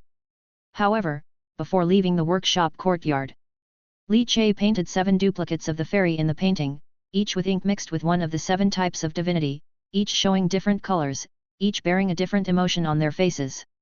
Angry cry, extreme fear, pensive, fury, chaotic joy, shocking boldness, sorrowful spirit. 7 kinds of divinity, 7 kinds of divine foundation. Sitting cross-legged in the room, they earnestly practiced nurturing nature. Li Che thoughtfully distributed a 9 luminaries divine crystal to each of his clones. With this, the 9 luminaries divine crystals he had acquired from Shangguan Zhengheng were completely depleted. There were still plenty of 10 cities divine crystals left, but after experiencing the speed of the 9 luminaries, the efficiency of the 10 cities divine crystals seemed somewhat lacking. He clapped his hands. Looking at the room, the neatly seated clones were diligently cultivating. Li Che was very satisfied. His divine talent might be weak, but he had numbers on his side. Moreover, during a battle, if he was running low on divinity, with just a thought, he could detonate a clone to quickly replenish his divinity. Although there were basically no battles that could exhaust Li Che's divinity, it was at least a card up his sleeve. Satisfied, he locked the door. Leaving the workshop courtyard, Li Che walked down the depths of Falling Flowers Alley and arrived at the frequent haunt, the Fly Tavern. The big black dog at the entrance lazily glanced at Li Che, yawned, and continued sleeping around the stove. Li Che came here to pick up the birthday meal he had ordered for XIXI. The owner's culinary skills were superb, and XIXI absolutely loved eating here, especially the sweet and sour pork ribs, which XIXI adored tremendously. Li Che packed the carefully prepared birthday meal from the owner into his Kyunkan space and then respectfully took his leave. The big black dog snorted, watching Li Che depart. Cold flowers with snow covered the middle of the mountains, and ice beads hung on the green willow threads. Li Che walked out of the alley, his ink robe billowing in the wind and snow. The falling snow landed on his shoulders, distorting and evaporating by an invisible vigor. With the snow blanketing everything, the long street was desolate. Li Che did not head straight back to Divine Sect Zheng Lifeng. Instead, he approached a courtyard tucked away in an alley. In the courtyard, under the faintly smoky evening snow, a solitary lamp quietly burned. Today was XIXI's 4th birthday, and naturally, Grandpa Chen couldn't be missing. This courtyard was where Grandpa Chen moved to after leaving Listening Flowers Lane. Initially, XIXI was supposed to visit Grandpa Chen once every 6 months, but it seemed that Grandpa Chen had realized something was wrong with himself. Therefore, when half a year passed, Grandpa Chen refused Li Che's offer to bring him to see XIXI. At that time, Li Che planned to help Grandpa Chen dissolve the corpse curse marks corpse chi within his body. However, after discovering that he was afflicted with corpse chi, Grandpa Chen seemed to have his own plans, and Li Che halted his actions. Now, Li Che also understood Grandpa Chen's intentions. In the light of the lamp, Grandpa Chen sat alone under the eaves, heating a pot of wine. Read latest stories on Empire. He stared blankly at the wine cup, facing in the direction of the Divine Sect Golden Light Peak. A smile occasionally surfaced on his face, as if reminiscing about the times he bickered with Little Stinky Xi. With a long sigh, Grandpa Chen shook his head. Little Stinky Xi, you're 4 years old today. This is the last time Grandpa Chen wishes you a happy birthday. Grandpa Chen raised his wine cup. Your Grandpa Chen is drinking, you're free to do as you please. Grandpa Chen smiled wistfully and drank the warm wine in one gulp. Drinking alone without inviting me. Li Che appeared in the courtyard with a smile. Grandpa Chen was startled. Then his expression changed slightly. Che, don't come over. I'm contaminated with the corpse god cult's corpse chi. However, almost in the blink of an eye, Li Che appeared in front of him, palm descending gently onto Grandpa Chen's shoulder. The vigor of a furnace grandmaster burst forth, evaporating all the corpse chi inside Grandpa Chen's body. See, there's no more corpse chi, right? Li Che said warmly with a smile, let's go, how can we have XIXI's birthday without her Grandpa Chen? Grandpa Chen, feeling the domineering force evaporating the corpse chi from his body, stood dumbfounded. Then, shock sent shivers through to his scalp. You've become a Grandmaster. Chapter 283. Grandmaster? Li Che became a Grandmaster. Old Chen felt the powerful true chi that surged into his body, evaporating and removing the hidden corpse chi and death chi within him. He felt every piece of flesh in his body trembling incessantly. This death chi and corpse chi were very subtle. If it weren't for Old Chen's exceptionally gifted perception, it would have really been hard to detect.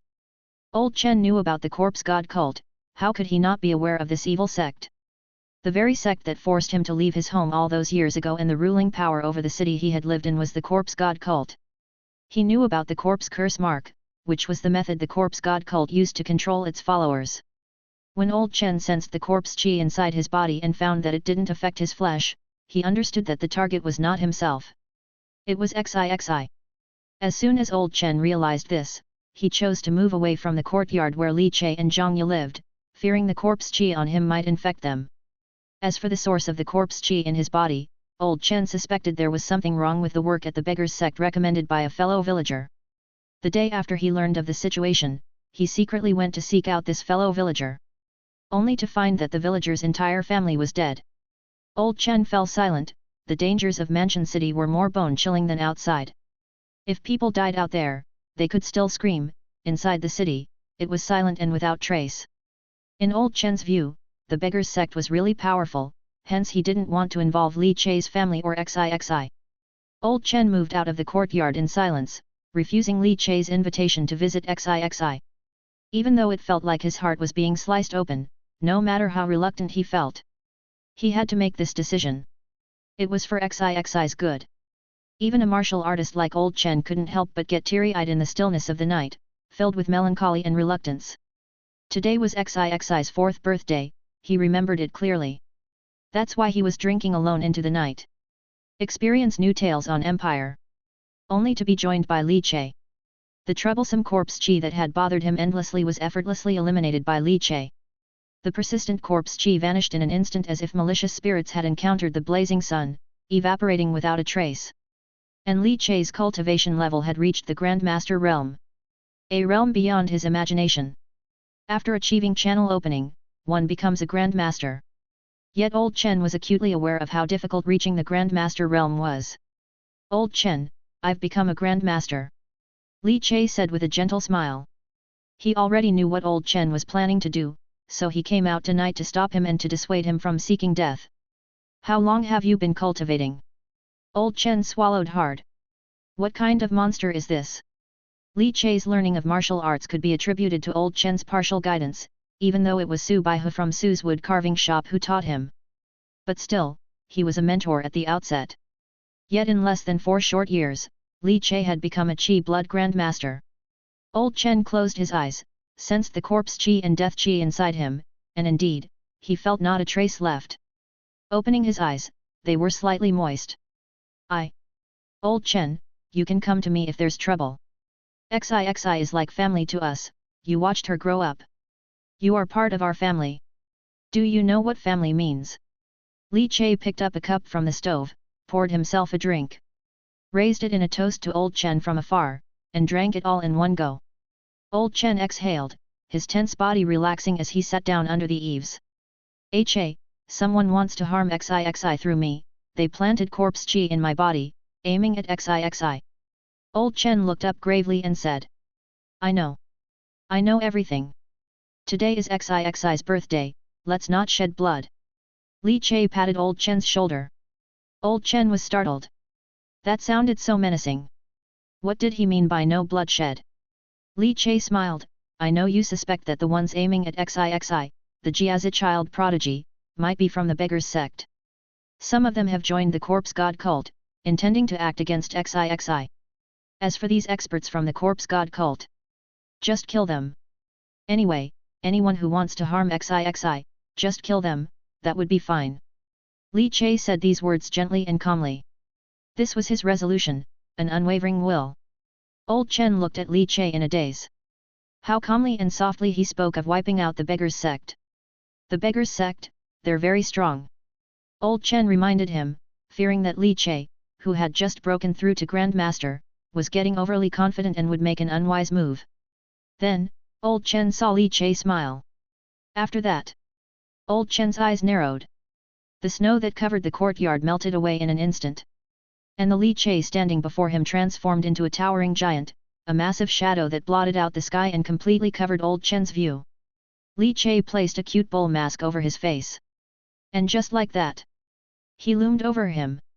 Old Chen's face turned red, and he was stunned. It was a long time later, before he plucked a bit of his beard and blurted out a single word. Fuck. Old Chen followed Li Che to the divine sect overnight. This was Old Chen's first time entering the divine sect. His heart was somewhat apprehensive, but deep into the night, with the snow falling heavily, there wasn't much to appreciate in the scenery. Li Che, eager to hasten their travel, carried Old Chen and directly executed the Cloud Harrier treading on clouds technique. Swift as lightning, they soared through the sky like a sparrowhawk, moving so fast that the airflow whipped Old Chen into disarray. This was the first time he truly understood how fast the pace of a Grandmaster could be.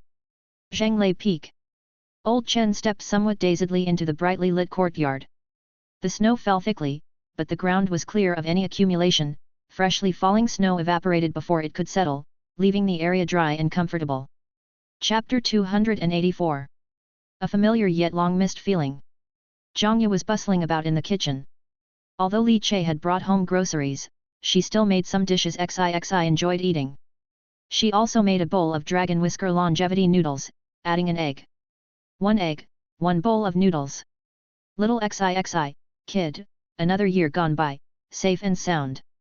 When Li Che stepped into the courtyard with Old Chen, XIXI, who was playing with the twist car, and Lu Qi, Gong Yuan Liang and Gong Yangshu, suddenly screamed out. Grandpa Chen! Zixi leapt excitedly off the twist car and then, like a hamster coming out of the cage, dashed towards Old Chen. She leapt into Old Chen's arms.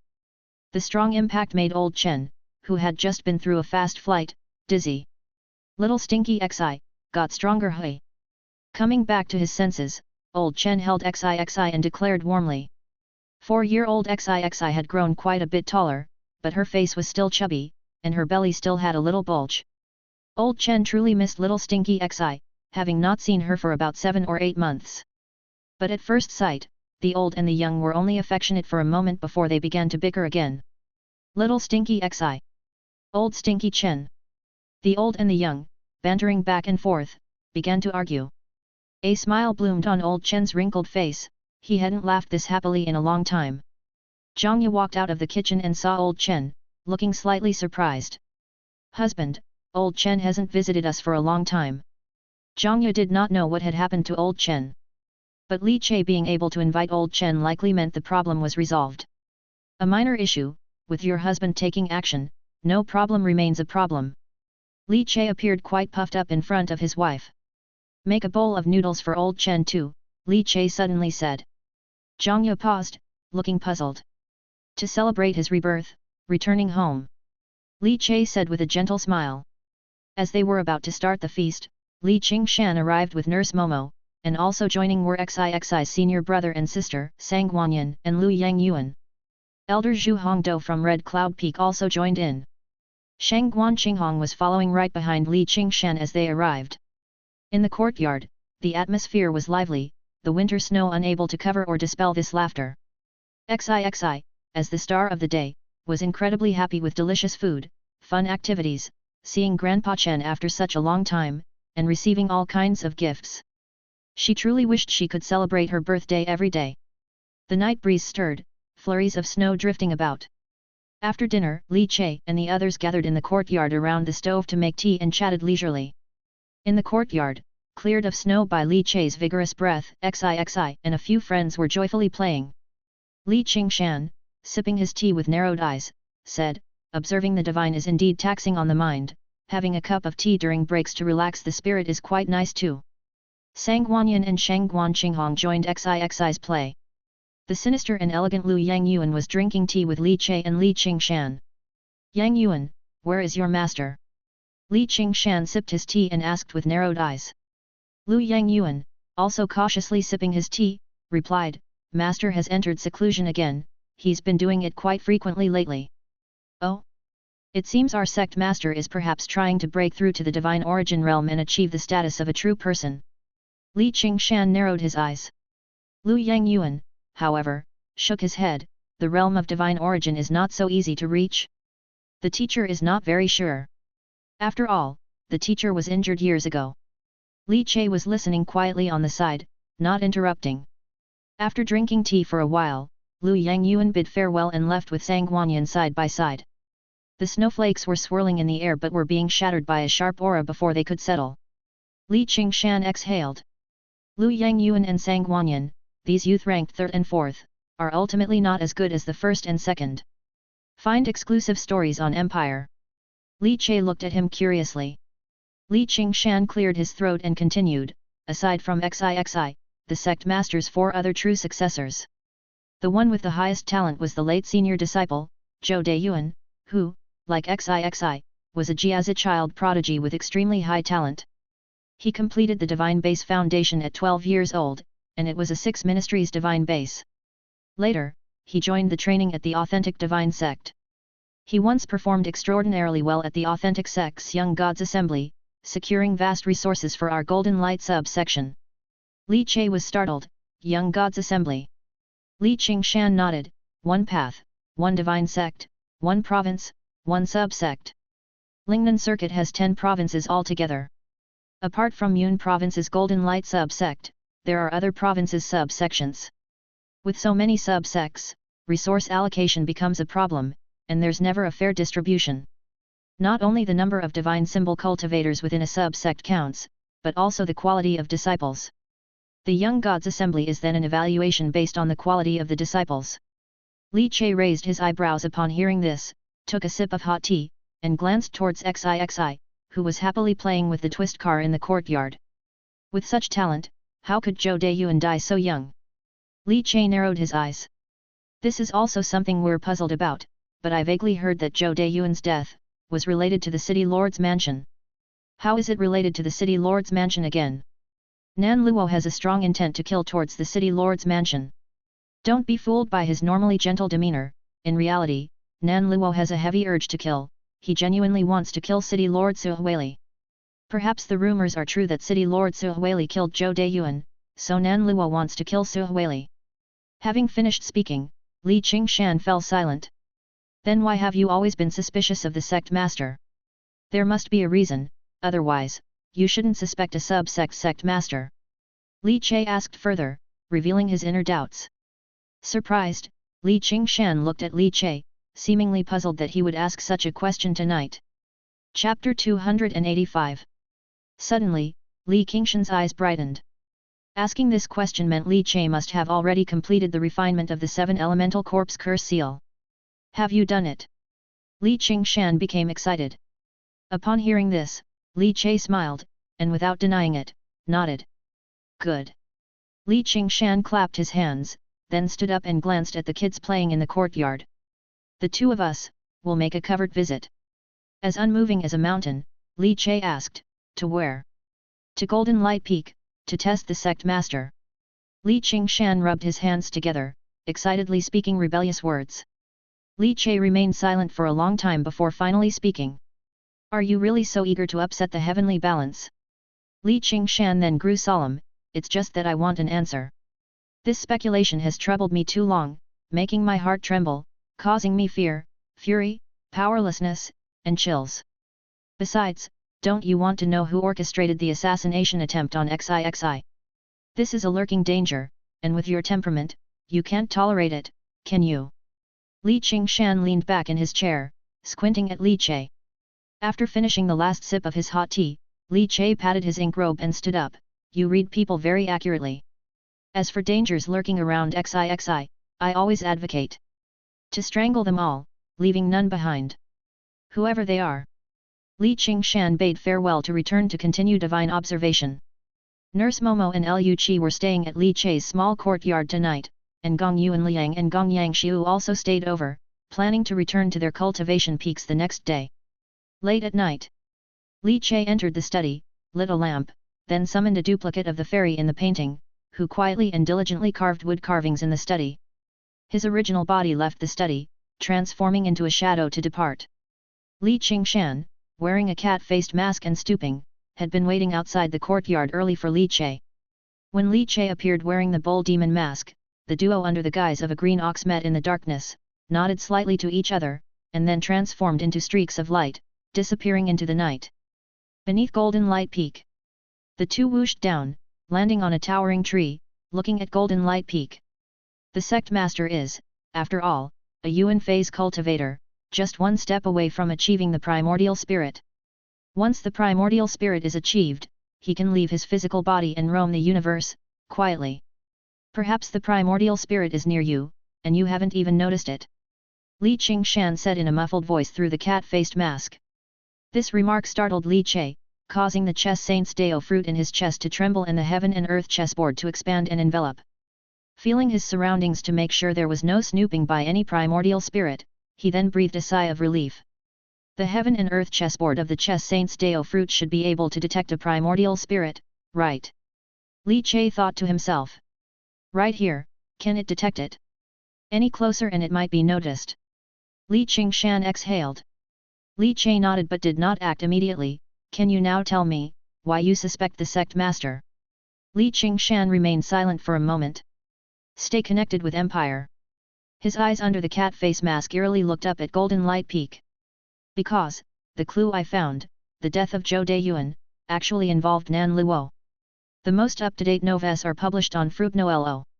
As the words fell, Li Che suddenly squinted his eyes. The next moment, Li Che was silent, closing his eyes as his mind descended into the chessboard. Within the chessboard, several pure heart divine chess pieces encircled the black as ink, black hole like 7 elemental corpse curse seal floating in the chessboard. And now, the 7 elemental corpse curse seal had been completely refined and was exceedingly obedient. Li Che's phantom floated in the middle of the chessboard, his hands behind his back, snapping his fingers. One pure heart divine chess piece immediately shot out and was explosively detonated by Li Che. The avalanche-like shock wave formed by the explosion of the divine chess piece fiercely struck the 7 elemental corpse curse seal. In an instant, it was as if a calm vast sea suddenly surged with waves of anger and shock. The 7 elemental corpse curse seal trembled, and invisible concentric ripples spread out, forming a fan-shaped front rushing towards Golden Light Peak. Li Che stood tall on top of the tree, his eyes intensely focused. The shock wave burst forth from the 7 elemental corpse curse seal, revealing anyone marked by the corpse curse to his sight. It seemed he had some method of countering the corpse god cult's stealth tactics. No, it should be said that the chess saint's Dao fruit naturally counters the corpse curse seal. The black shock waves, one after another, continued to burst forth. Li Che's eyes, deep and piercing, saw everything. The heaven and earth chessboard had already expanded, enveloping the entirety of Golden Light Peak within it. He also saw Nan Luo meditating in the Divine Palace.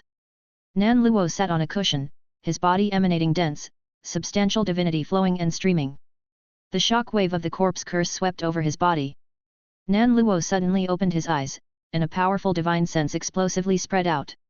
However, he was unable to detect any abnormalities. Nan Luo felt someone was probing him, but could not locate the source.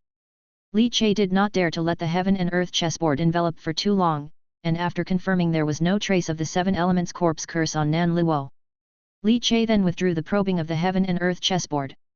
Inside the Divine Palace, Nan Luo's eyes blazed like 2 golden flames, and his divinity seemed to be forged of gold, incessantly flowing.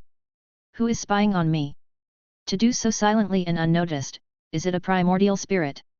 Has Su Weili advanced to primordial spirit? Nan Luo's eyes narrowed, a sudden sense of urgency bursting from every inch of his muscles and bones. An extreme urge to kill flickered through the depths of his eyes. Then, a trace of sorrow and pain silently concealed itself. Chapter 286. Must I truly be a step behind? The breeze stirred, the snowflakes were icy, the chill, piercing. The branches were covered with a thick layer of white snow that rustled and fell with a whooshing sound. Li Che opened his eyes, and Li Qingshan immediately fixed his gaze on him, waiting for an answer. Li Che, however, did not hide anything and shook his head slightly. Nothing. Li Qingshan asked seriously. Really nothing? He confirmed, asking again. Continue your journey at Empire. Li Che nodded, indicating that there truly was nothing. Unless the corpse curse mark on the other party reached the 6 bureau's level, otherwise, if hiding a 7 elements corpse curse seal, they can't hide. Li Che was confident. Li Qingshan suddenly let out a low chuckle, his whole body relaxed, and his entire being seemed to undergo a momentous transformation then and there. Ha ha ha ha. Really, it's nothing, that's good, oh, that's good. Li Qingshan felt as if the mountain that had been weighing on his shoulders had suddenly collapsed and cleared away at that moment. Like a bird escaping its cage, a stone monkey breaking free from the mountain's suppression. Li Che even sensed the divine transformation occurring within Li Qingshan. It was my mistake to suspect a gentleman with the heart of a petty man, Li Qingshan sighed. Li Qingshan looked toward Golden Light Peak. Clenching his fists in a salute, he bowed deeply. It seemed as if the years of suspicion and frustration were being released all at once. Li Che quietly watched. The intent is clear, the anxiety that was always pressing on my heart is completely erased. As long as it's not the sect master, that hidden riffraff within the divine sect is nothing to fear. Li Qingshan started to chuckle lightly, seemingly younger by many years. The oppression brought by a fixation indeed could change a person significantly. Li Che, I'm about to break through, in 3 days, I'll break through to Divine Minister. My breakthrough is coming, the Temple God Resonance is about to start, by then, experts from the Corpse God cult, Theo-sectors, sub-sects from all states, and Mansion City will converge, making my breakthrough extremely dangerous in such circumstances. And I need to reach Divine Minister sooner to boost the Divine Sect's morale in the upcoming struggle for benefits in the Temple God Resonance. Li Qingshan's voice was filled with irrepressible exuberance and satisfaction. In 3 days. Li Che fixed his eyes. Isn't it still very dangerous? The hidden corpse god cult master had not yet revealed himself, and if he chose to break through, the risk would still be incredibly high. Fishing, this time it's really fishing. Lure them out, and they're dead. Li Qingshan's voice carried a chilling murder intent. Li Che, what did Horseface say? Remember to contact Horseface for me. As soon as his words fell, Li Qingshan, as if he couldn't hold back any longer, bade Li Che farewell, then shot away, leaving no traces in the snow, disappearing into the snowy night. Above the treetops, the heavy snow piled up. Li Che, transformed into a towering bull demon, stood silently on them, not bending the branches in the slightest, nor dislodging the snow covering them. Not the sect master. Then who could it be? Li Che's gaze was deep and profound. Tonight, a result is indeed needed. You can't hide. Xixi's birthday is over, it's time for blood to be seen. Li Che stood with his hands behind his back, deep within his chest. Dragon Elephant Vajradeo fruit thumped suddenly, his whole being, like a furnace, gathered his breath more silently. His entire being suddenly plunged down, landing on the vast snow dapping, walking slowly. Every step he took left no footprints in the snowy ground. The clouds were thick, heavily covering the sky. Snowflakes drifted down from between them, fluttering about. Dressed in a black robe, Li Che wore a wide-brimmed hat and a cute bull mask. Broad-shouldered and muscular. He moved silently within the Divine Sect mountain gate, passing every inch of the ground. He walked slowly, yet seemed to blend into the darkness. Even disciples returning from missions in the snowy night, brushing past him, did not sense his presence. Heaven and earth chessboard enveloped 100 feet around him, moving as he moved. Within the chessboard, the divinity formed by Li Che's divine sense flexibly flickered. One by one, the immaculate heart chess pieces, driven by the prototype of divine power's great avalanche, exploded. The blasting shockwaves hit the 7 elements corpse curse seal, creating expanding ripples in circles. He seemed to be stepping on a tranquil pond surface, where his tiptoes touched, concentric ripples spread endlessly. Like a tide of rivers roaring and opening. This was the first time Li Che acted unrestrained within the divine sect. Furnace Grandmaster Cultivation, forging 7 divine foundation of 7 emotions. It was the confidence brought by the elevation of his cultivation. Involving his daughter, with the enemy hiding in darkness and not showing up. Then he, Li Che, as if a deity patrolling the mountain, personally dug out the sneaky mice hidden away. To kill. Boom. Li Che targeted the 4 elders' peaks. With his hands behind his back, merging into the night. One mountain peak after another was cleansed under his perception. Suddenly, Li Che abruptly stopped, stomping down, the heavily snow-covered dapping under his foot suddenly caved in, as if collapsing instantly, with heaps of snow fluttering up. Li Chai's black robe flailed wildly in the surged airflow. Lowering his hat, he slowly raised his head. As snow flurries fluttered, beneath the cute bull mask, his eyes glowed like torches. Gazing into the distance, the corpse chi and death chi drawn by the seven elements corpse curse seal blazed like a dark flame, twisting and burning in the cosmos. Found you! Chapter 287. Nine Dragons River, where the river water roared furiously. It crashed against the rocks, sending up sprays of foam like thousands of piles of snow. Though heavy snow fell from the skies and the world was ice cold, not a trace of ice formed on the surface of Nine Dragons River. The water flowed exceptionally warm. As if beneath the river, someone was stoking a furnace, constantly bringing the whole river to a boil. On the river bank, a few figures stood, both tall and short. Foremost among them, in a black and white robe, with a tall and slender build and a long, beautiful beard, squatted by the river's edge, his palm plunging into the raging waters. Feeling the terrifying and furiously howling divinity within the river, the figure opened his eyes, revealing a fleeting vertical godly pattern in his brow, a look of surprise passing over his face. What a marvelous Three Princes Temple of the Wrathful Octo-Armed, it truly lives up to its reputation as one of the top 4 royal mysterious temples. The Taoist quietly praised. Behind him, besides several young men and women, followed several little children, none appearing older than 6 or 7. Master, let's hurry into Golden Light Prefecture City, we've been on the road for a long time, and we're a bit tired, we want to eat something warm, said a chubby little boy, wearing a felt hat, huffing to dispel the biting cold air, calling out to the Taoist playing with water. The Taoist stood up, shaking the water from his hands. Eat, eat, eat, all you know is eating, your master shouldn't have brought you, a glutton. This time's temple god resonance has a resonance no greater than 70%, watch if I will put you on a fast. A vertical godly pattern shone in the Taoist's brow, casting a sharp gaze at the little fatty. We've come from all the way from Dao City for this temple god resonance. The opening of the strange key of the 4 royal mysterious temples presents an opportunity to obtain the 4 royal divine weapons. Rumor has it that many of the divine weapons of the 3rd Prince Temple God are part of a set. A set, you hear? In the face of such an opportunity, all of you better sharpen up. This year, Golden Light Prefecture City has accepted a divine child who's no weaker than you. The Taoist stood with his hands behind his back, speaking indifferently. Little fatty, with a flicker of mischief, pulled out a boiled corn cob and began to gnaw on it, munching as he retorted, how could the prodigy of Golden Light Prefecture City compare with us?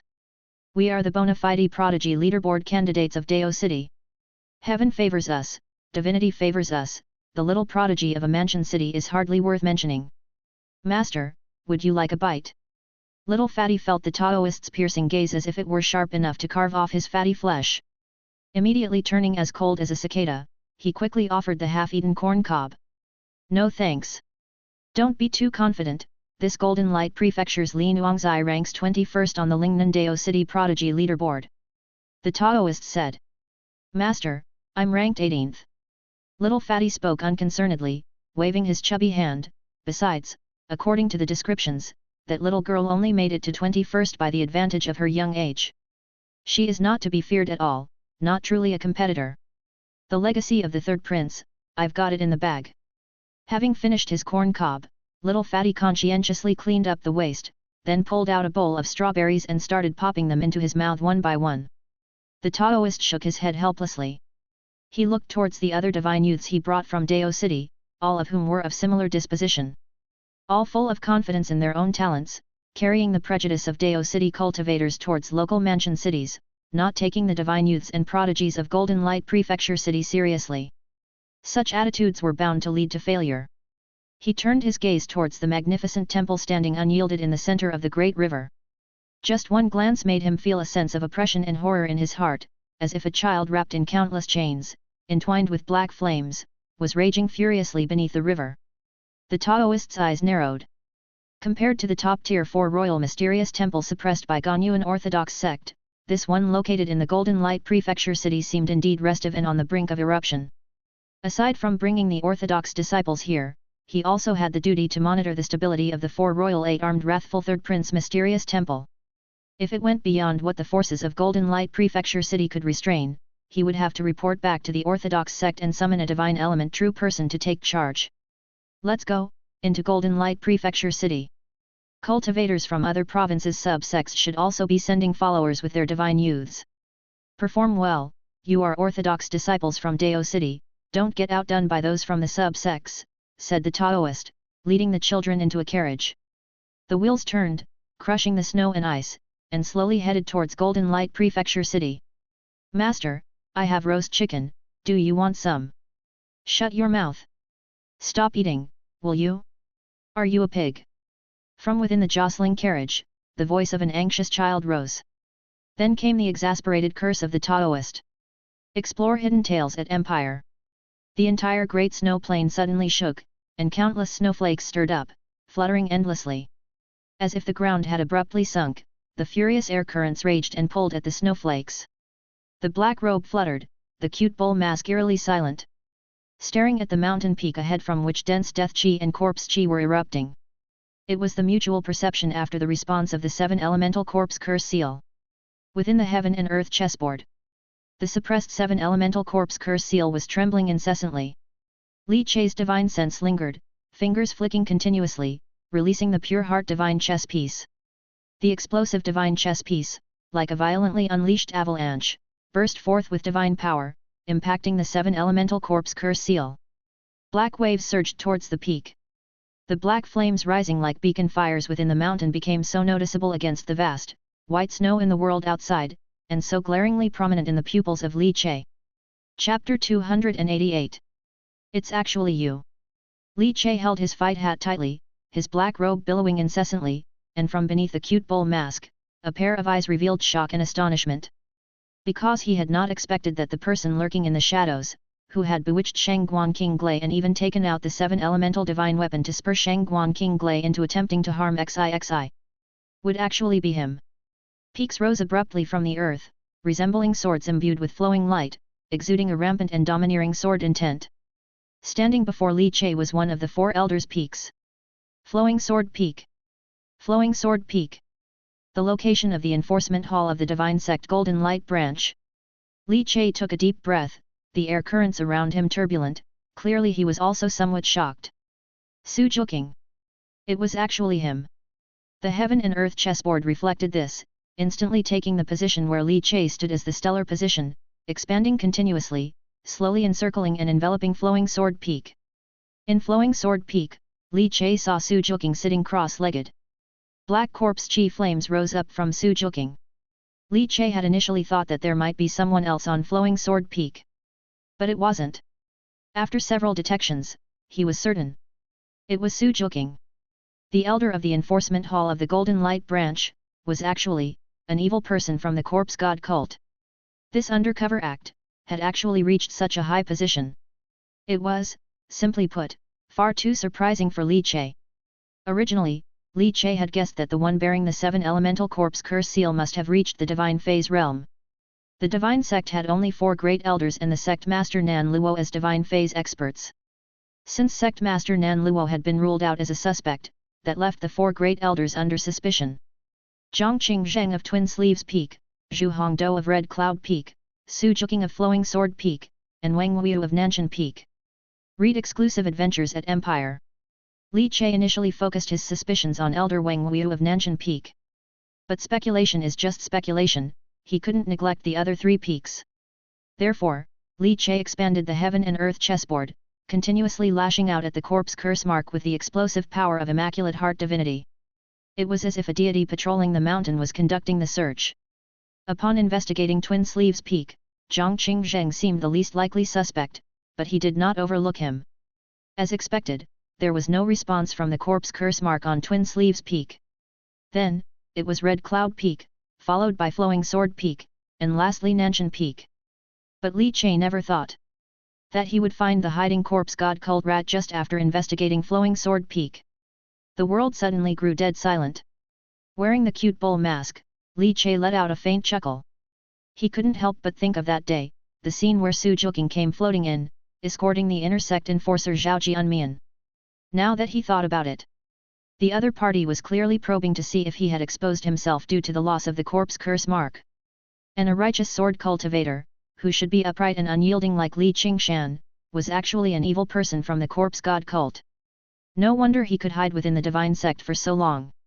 The past year's act of a thief crying "Stop thief" was simply exasperating to no end. You're so exasperating. The killing intent in Li Che's eyes was intense. Thinking of Su Juking, the real culprit wanting to harm his daughter, flitting before his eyes and masquerading with a feigned facade. Putting on an air of righteousness, swearing to root out the evil people of the corpse god cult. Li Che's desire to kill him became stronger than ever before. A righteous sword cultivator's heart cannot possibly belong to an evil person from the corpse god cult. Those words, at that time, Su Juking must have been overjoyed in his heart. A sense of pleasure from toying with everyone in the palm of his hand. The murderous intent in Li Che's eyes couldn't be concealed. He now wanted to slay Su Juking. His desire to kill was exceedingly strong, impossible to hide, and he also didn't need to. What about the greater good? And not startling the snake by hitting the grass. Did he care? For wanting to harm his daughter. Just kill. Li Che's eyes were chilling. In an instant, the snowflakes on the entire dapping fluttered wildly, his toes tapped sharply on the ground, his body shot away and disappeared, reappearing on the branches of an old tree. Raising his hand, his fingers came together to form a sword, tearing open the air in front of him, and from within he drew out Nemo Fairy Craft Barret. And he swapped the cute bull mask for the horse face mask. In a mere moment, his aura underwent an earth-shattering transformation.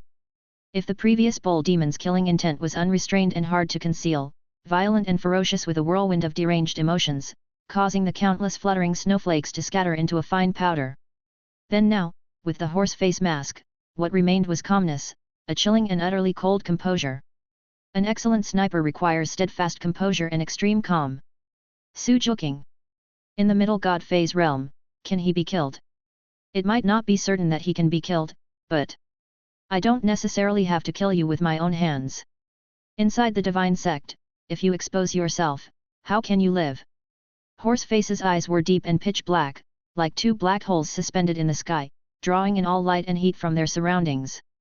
Li Che closed his eyes, contemplating the next steps in his battle plan. Su Juking was not weak, actually quite powerful. In the middle god phase realm, a sword cultivator with dreadfully terrifying combat power, who also was an expert from the corpse god cult with the 7 elemental corpse curse seal, must surely have transformed into a cursed copper corpse. This was the most powerful opponent Li Che had encountered so far. Killing such an existence would be tough, extremely tough. But difficulty should not prevent attempts to try. First, Li Che mentally mapped out his avenues of retreat, attuned to the thunder chess piece. If the assassination failed, he would immediately flee. He did not inform Li Qingshan. Li Qingshan had just hastily left, looking utterly impatient, and was set to break through to the divine phase in 3 days, but if he acted now during this critical moment and something went wrong. Chapter 289. Then this divine minister can't make a breakthrough. Furthermore, Li Che inexplicably felt that if Li Qingshan were to come, not only would he not be of any help against Su Juking, but on the contrary, he might be a bit of a drag. After all, Li Qingshan couldn't, like Li Che, make use of the thunder chess piece to move freely at will, to kill as he pleased, to come and go as he wished. Eminently carefree. Find your next adventure on Empire. So, Li Qingshan isn't needed. Raising his hand and pointing at his brow Niwen, divinity was extracted in an instant, his blood chi thundered explosively, intertwining in front of him into divine ink. Then, with a flick of his finger, Immaculate Heart divinity transformed into unblemished white paper. With fingers spread, he fiercely swept them before his body, and instantly 5 sheets of Immaculate Heart drawing paper appeared. Deo Fruit Fairy in the painting. The ink color suffused, bursting forth like fireworks upon the spotless drawing paper. In an instant, each of the 5 sheets of paper displayed a dragon tooth Bodhi. 5 dragon tooth Bodhis floated out from the paper, suspending in front of Horseface. He grasped a dragon tooth Bodhi and loaded it into the immortal work Barret. The remaining 4 hovered in front of Horseface. He slowly raised the immortal work Barret. His eyes suddenly transformed, and in an instant, the pervasive chessboard spread from within the whites of his eyes. The heaven and earth chessboard, I stand as the stellar position. Enveloping. In an instant, the whole flowing sword peak was enveloped within Li Che's heaven and earth chessboard. Li Che's essence, chi, and spirit almost instantly condensed to the ultimate degree, locking onto the seated Su Juking. It's time to depart. In an instant, a splendorous extreme golden light, like the roar of a dragon, burst forth. A golden dragon spanned across, tearing through the air, warping space, with the blast of air shooting out, and all the snowflakes in its path exploded and evaporated in an instant. This one sniping the divine minister. Bang! At the moment the sound exploded, everyone within the divine sect mountain gate seemed to hear an echo. Flowing sword peak. Seated within the palace, Su Joking, who carried a repressed flowing sword chi, was closing his eyes in sword cultivation. Suddenly, a throb transmitted to his heart. It was a palpitation of death. His eyes flew open violently, and countless strands of sword chi raged and roared from his pupils, appearing fierce and ferocious. Then, Su Joking saw it. He saw an extremely elusive streak of light, resembling the color of blood, like an angry dragon bearing its myriad sharp and savage teeth. Coming soundlessly. The straight and penetrating light that spanned from east to west arrived with terrifying speed, swiftly sweeping past, followed by the sound of successive explosions. This is... what on earth? It was dangerous and terrifying, giving Su Joking a fear that made the hairs stand on end. Bear in mind, he was a powerhouse in the middle god phase realm, one of the formidable figures in the entire Golden Light Prefecture city. Ambush. Someone is trying to ambush and assassinate me. Who is it? Su Joking's mind raced through numerous thoughts in an instant. But in the end, all his thoughts congealed into the palm that he fiercely thrust forward, as countless sword chi surged from the essence cultivation treasured sword on his back. The sword chi shone with flowing light, gathering incessantly in front of him, weaving into a net, barely managing to form a vague shield of sword chi. The streaming light shot towards him, arriving without sound. Because it was too fast, even the tremendous sonic boom that would tear through the air didn't keep up. Boom! Like a giant stone thrown into a lake, it stirred up a terrifyingly extreme wind and ripples. A horrifying sonic boom erupted at that moment. The expanding concentric rings of air ripples surged wildly, instantly covering the entire room's floor with interlacing, ripped-apart cracks. Su Joking sat cross-legged on the ground. He didn't have the time to get up and could only stack sword chi in front of him. He pushed forward with one palm, his eyes gleaming brilliantly as the roaring stream of chi tousled his neat and meticulous hair. However, his pupils suddenly constricted. He saw, at the center of the sword chi shield, accompanied by numerous resonant and shattering sounds, a terrifying penetration power was venting from the streaming light that shot from afar. Countless sword chi shattered resoundingly. And then, what followed was a blood-red, eerily patterned mechanism resembling a dragon tooth. A mechanism. Su Joking only had time to think this. The next moment, the sword chi shield twisted, revealing a void. The dragon tooth bullet tore through his sword chi shield. It was too fast. Su Joking could only watch as the palm of his hand, which wielded the sword chi shield before him, suddenly exploded into a mist of blood, with a gaping hole torn through its center. However, the power of the dragon tooth was greatly reduced as a result, striking his shoulder and raising a puff of blood mist. But what was truly terrifying was the power of the dragon tooth exploding upon entering his shoulder. The dragon tooth instantaneously disintegrated, seemingly turning into thousands of light beams that rapidly traveled through his body's meridians, reaching his limbs and bones. Creak, creak. The disintegrating dragon tooth body silk abruptly coiled, intending to gouge out his flesh, carving out beads of blood that seemed to weep. How malicious! How ruthless! Horse face! Su Joking immediately thought of him. That hidden divine archer who once assassinated Shangguan Zhengheng, the family head of the Shangguan family. Horse face! A bull demon, a horse face! Now the two mysterious existences in the Golden Light Prefecture city. Truly a cause for fear. The bull demon picked a fight with the fishing gang. And Horseface all but killed Shangguan Zhengheng, the family head of the noble family who had turned to the corpse god cult.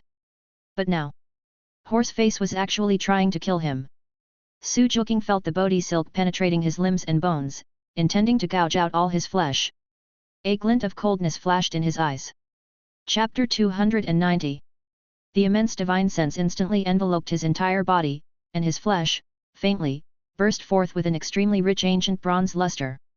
The greatly accomplished cursed copper corpse. Creak, creak. The body silks that had burrowed into his body at that moment, were unexpectedly unable to shrink back, and were forcibly fixed within by the tremendously powerful flesh of Su Juking.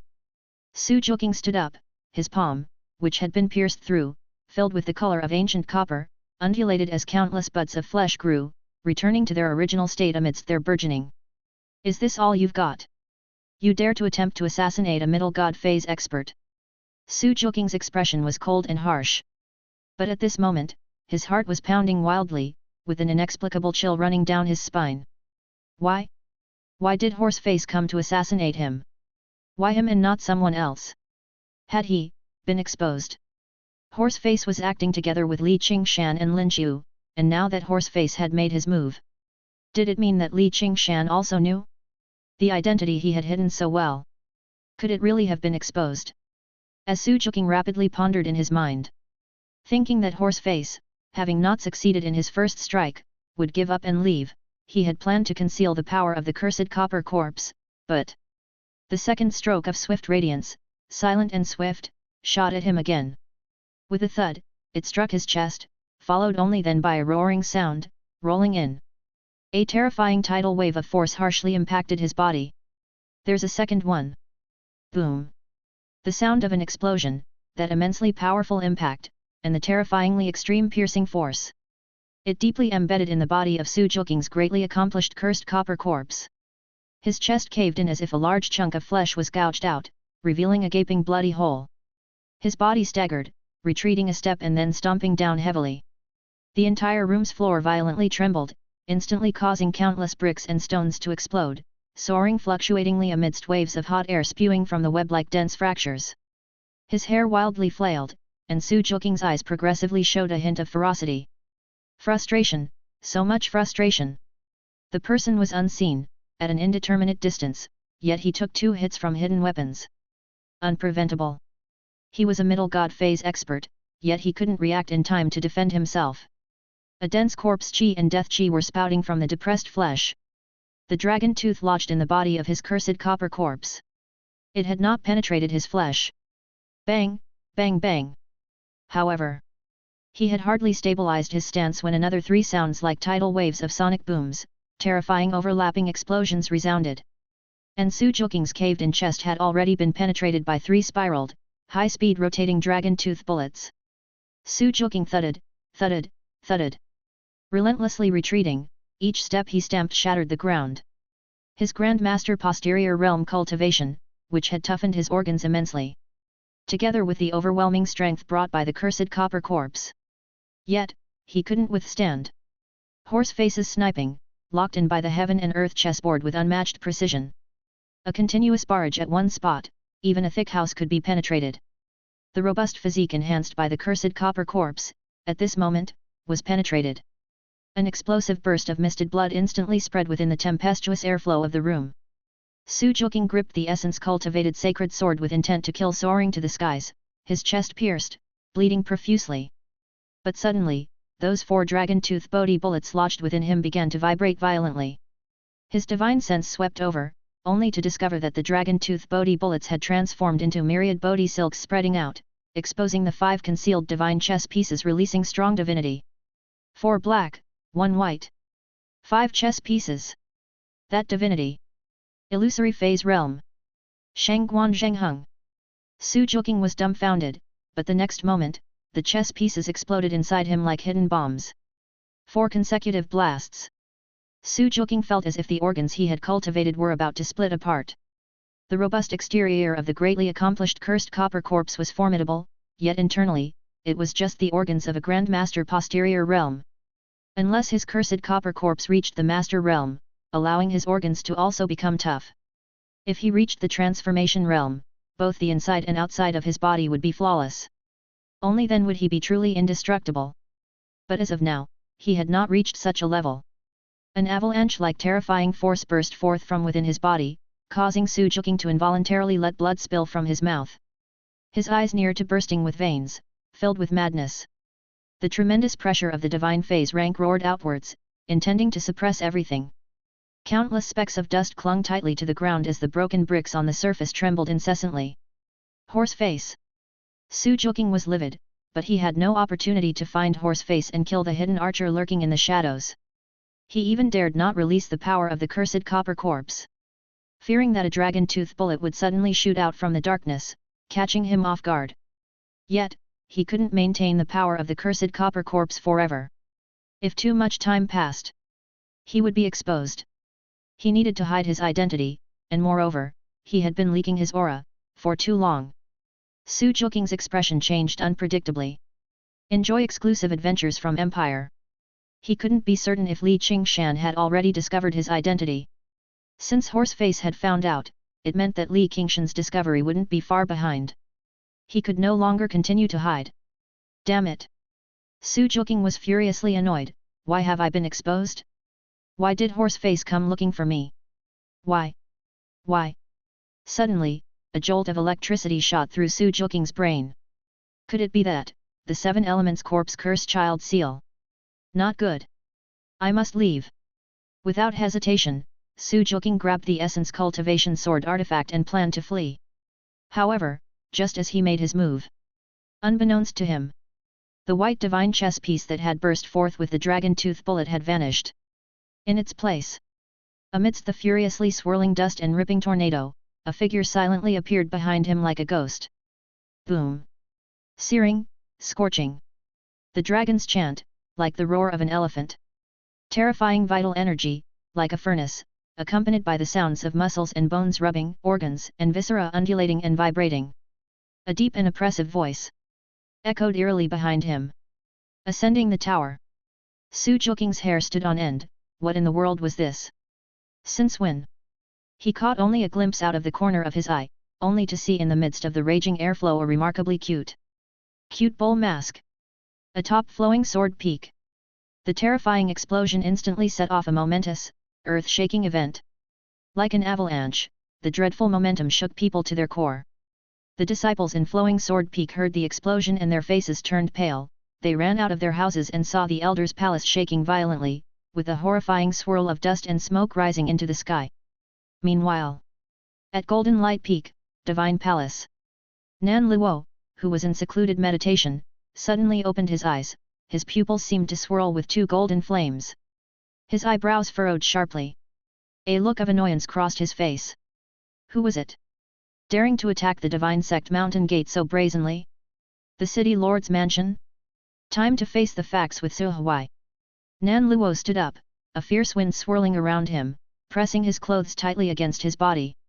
His wide sleeves flapped wildly as he clasped his hands behind his back.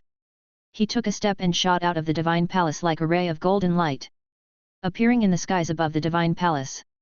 Whiz whiz! Two streaks of light rapidly shot toward him, namely Lu Yangyuan and Sang Guanyin. Master! Both of them looked gravely serious. Nan Luo raised his hand, lightly pressed it down to stop them from continuing to speak. He shot up from the ground, soaring straight up, and hovered 100 feet above Golden Light Peak, seemingly controlling the wind and standing tall in the sky. He glanced towards the direction of the explosion. It was Flowing Sword Peak. Flowing Sword Peak. Su Joking. Nan Luo's eyes ignited with towering golden flames. Su Joking has corpse chi. Chapter 291.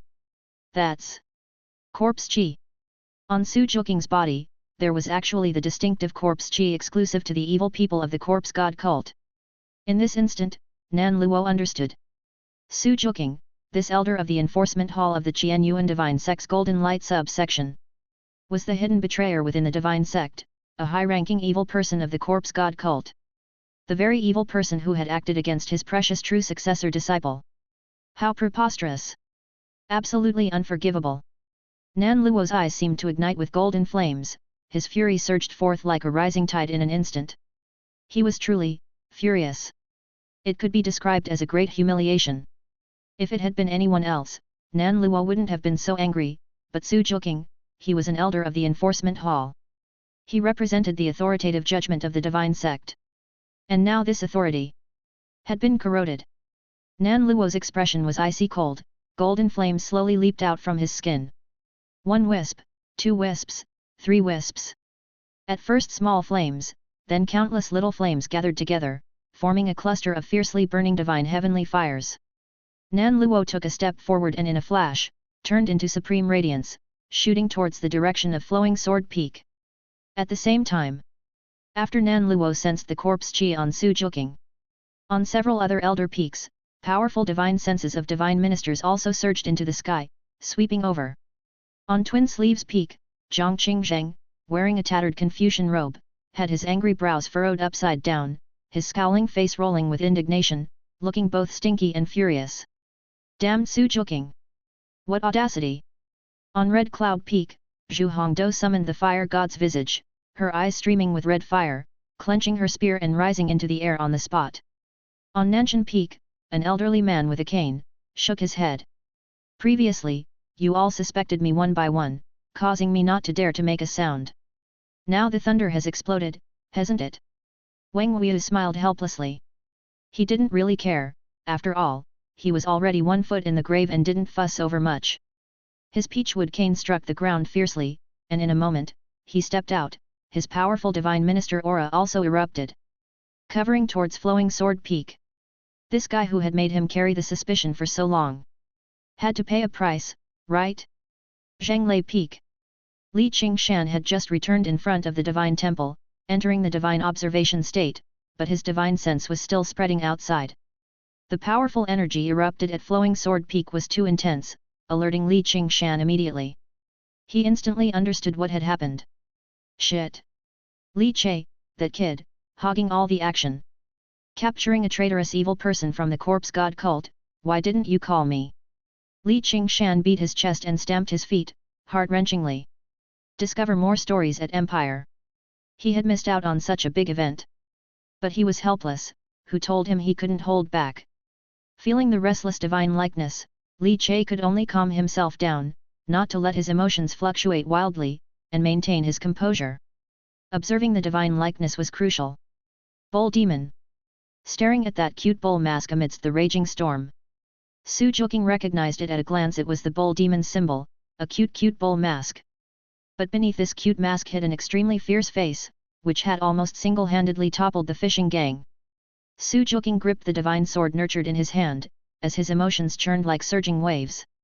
He could already be certain that it was Li Qingshan who had uncovered his identity and learned that he was from the corpse god cult. Therefore, he had hired the bull demon and horse face, 2 infamous villains within the Golden Light Prefecture city, to strike simultaneously. Damn it! Su Juking could not contain his anger. Li Qingshan. The emergence of the bull demon did not concern Su Juking too much. Compared to Horseface, who attacked from a distance with his horrifying skills, launching invisible and lethal divine arrows. A straightforward martial brute like the bull demon was much easier to deal with. After all, Su Juking himself possessed a body akin to the Vajra indestructible copper corpse. Li Che watched Su Juking indifferently. Wang bang! In an instant, his chest fiercely stimulated the dragon elephant Vajra Deo fruit. Activating the state. Angry Vajra. In a flash, his already monstrous body expanded further, swelling up as if a lump of modeling clay had been suddenly stretched out. Veins bulged beneath the skin, quivering as if enraged dragons were roaring. In his eyes, divine light shone brightly, with faint golden frankincense-like smoke curling out. Ascending stance. His hair grew wildly, falling to his waist, his blood surging like a fierce wind, resembling a fluttering cape. His fingers clenched, and he crushed the essence of the three-eyed wrathful true Lord Ling Ying Temple God. The Temple God divinity turned into smoke, instantly absorbed by Li Che in the ascending stance. The blood and chi furnace exploded. The true intent ultimate study, Dragon Elephant True Force, was unleashed in an instant, targeting Su Juking who had just glanced back at him, aiming a fierce blow at his head. He wanted to shatter his skull in the blink of an eye. Clang! An ear-piercingly terrifying collision sounded. The scorching hot body clashed with the cold corpse. Su Juking turned and used his cursed copper body, now a bronze-like color, to toughly clash with the bull demon's formidable dragon elephant True Force. Immense and terrifying power emerged from the dragon elephant silhouettes behind the bull demon, the power of 1 dragon and 1 elephant. Instantly pouring into the bull demon's fist. Bull demon great strength. Boom! The ground bounced, violently shaking as if an earth dragon was turning over, and the ground beneath Su Juking instantly exploded, resembling lit black powder, blasting up clouds of dust and stones. In an instant, countless shattered rocks and bricks were blasted in all directions from the force of the impact. Su Juking's eyes narrowed. Chapter 292. The entire person was like a cannonball, struck by an unmatched force, the power that fiercely smashed onto his cursed copper corpse body, emitting a roaring sound wave like that of a wooden mallet striking an ancient bell. Bang! The four walls of the entire house burst open in succession. Then there was Su Juking, in the disbelieving gazes of countless flowing sword-peak disciples, his figure a bronze hue, wrapped in an extremely intense corpse chi, bursting out. On dapping, he pulled out a shocking ravine. Furnace! Furnace! This bull demon was actually a furnace grandmaster. Such immense strength! Su Juking steadied his form, looked down at his chest that had taken a punch, and his greatly accomplished cursed bronze corpse body had actually been dented in. Only with the divine vein 9 transformations can one be a furnace grandmaster. Incredible! Su Juking's tall figure stood erect, his eyes flickering with astonishment. But he had just finished praising. A suffocating breath then exploded from the collapsed house. The bull demon, in ascending stance, killed in an instant, rushing straight out, the dragon elephant true force struck again, a fusion of the 8 flood dragons overturning the rivers and the pale thunder body, 2 unparalleled secret techniques, tyrannical beyond compare. Such a punch, in the eyes of all flowing sword peak disciples, was like mountains rising from the earth, meteors hanging in reverse. Wrapped in a terrifying dragon's chant and elephant's bellow, the rushing airflow shot out like dragons. It smashed down with ferocious violence. Many disciples turned pale, just one glance, and they felt as if their souls were being snatched away, so uncomfortable they nearly vomited blood. However, at this moment, Su Juking completely let go. Behind him, a vast and vivid divine minister appeared, the image of a sharp sword immortal wielding a sword. As the divine minister slowly drew the sword, at once countless turbulent sword chi rampaged across dapping a flowing sword peak. Su Juking blocked the terrifying punch of the bull demon. The bull demon, transformed into a mad ox, was terrifying, with too much meaning contained in its boxing techniques. But what really caught Su Juking's attention was the oppressive force of his initial realm of divine minister didn't seem to suppress the bull demon at all. Instead, it was he who felt a sense of repression emanating from the bull demon. Temple God! Su Juking's pupil shrank, sensing something. Bang! As if the earth split and mountains collapsed, the whole dapping, countless flying snow all surged towards the sky like inverted curtains. You have the presence of a temple god in you. Impossible. To borrow the power of a temple god, one must first perform rituals for the temple god. This bull demon has not conducted any rituals, has he? Su Juking's cursed copper corpse body flashed with dazzling bronze brilliance, with a clang, as if a great bell had been struck. Yet he blocked the bull demon's tyrannical attack. The terrifying force of the heavy blow, like an entire mountain collapsing and crushing down, even Su Juking, who had achieved a greatly accomplished cursed bronze corpse, felt somewhat strained. Thud thud thud. Su Juking's face was extremely unsightly, his beard and hair flying about. As a cultivator of the middle god phase realm and a martial artist at the late grandmaster stage, he had been completely suppressed from the moment the dragon tooth bullet shot by Horseface came at him, continuously suppressed. The relentless onslaught of Ox Demon and Horseface was like an endless tide, leaving him no room to breathe. Su Juking was furiously enraged. Yet, his heart was chilling. The bull demon couldn't kill him. The bull demon's strength was indeed impressive, overall almost as strong as someone at the initial realm of divine minister. If Su Juking hadn't refined his body to be nearly as indestructible as the cursed copper corpse, being attacked by both Ox Demon and Horseface at the same time, he might already be a corpse by now. The initial goal of the bull demon was perhaps to kill him. But after finding that he couldn't be killed, the purpose shifted to making a grand display of power. Boom boom boom boom. The terrifying force of the punches, like waves, kept pounding incessantly. The towering figure of the bull demon, with a back like the devil's face, rushed towards Su Juking as fast as lightning with each stomp of his feet. Battling in physical combat. Engaging in close quarters. Su Juking's heart was filled with horror, his cursed copper corpse, Vajra indestructible body, after dozens of lightning-fast exchanges with the bull demon, appeared to be showing signs of not being able to withstand it. In the end, who truly possesses the Vajra indestructible cursed copper corpse? How can this bull demon's physical body be so terrifying? By sheer vital energy, he refined an indestructible body, strong as the Vajra itself. Boom! The two clashed in close quarters once again. Explore stories on Empire.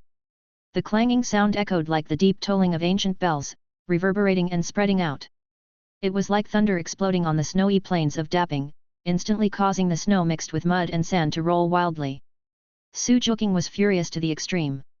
Ah, my Kyunkan Jade! Ah! Shameless descendants of the bull demon and horse face! Another collision. Finally, Su Joking realized that in the clash of physical bodies, his Kyunkan Jade was smoothly stolen by the bull demon. How could it be so despicable? Su Joking couldn't contain his rage, erupting with the majestic divinity of a cultivator in the middle god phase realm. The sword immortal finally drew his sword, slashing down with a fearsome streak of light.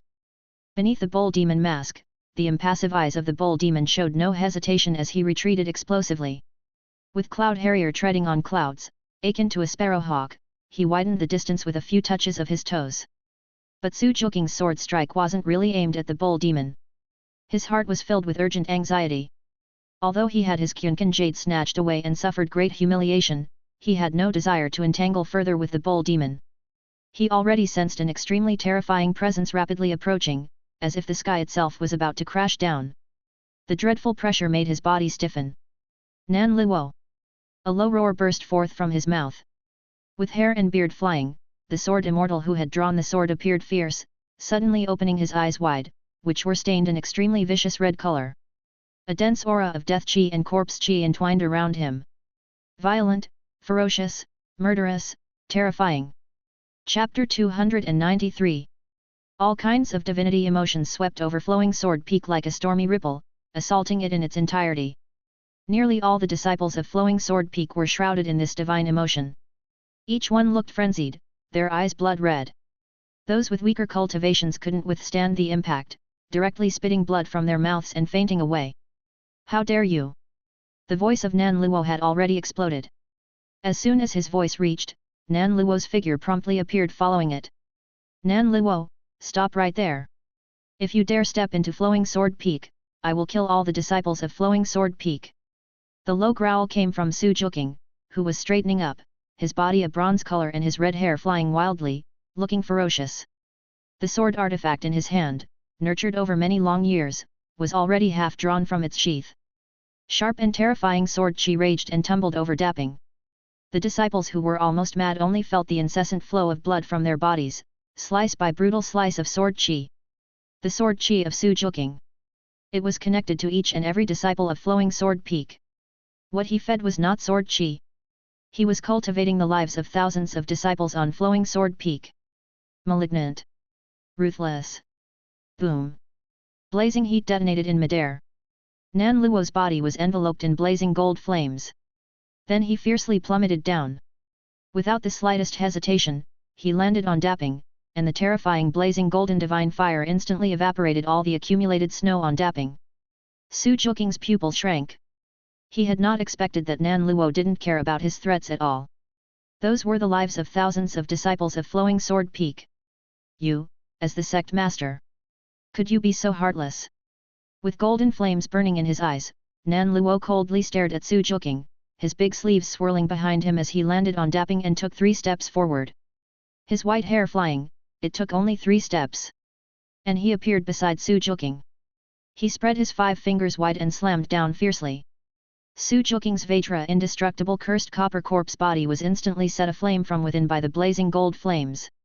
You! Su Joking glared in terror and anger. Throwing caution to the wind, he fiercely drew his sword.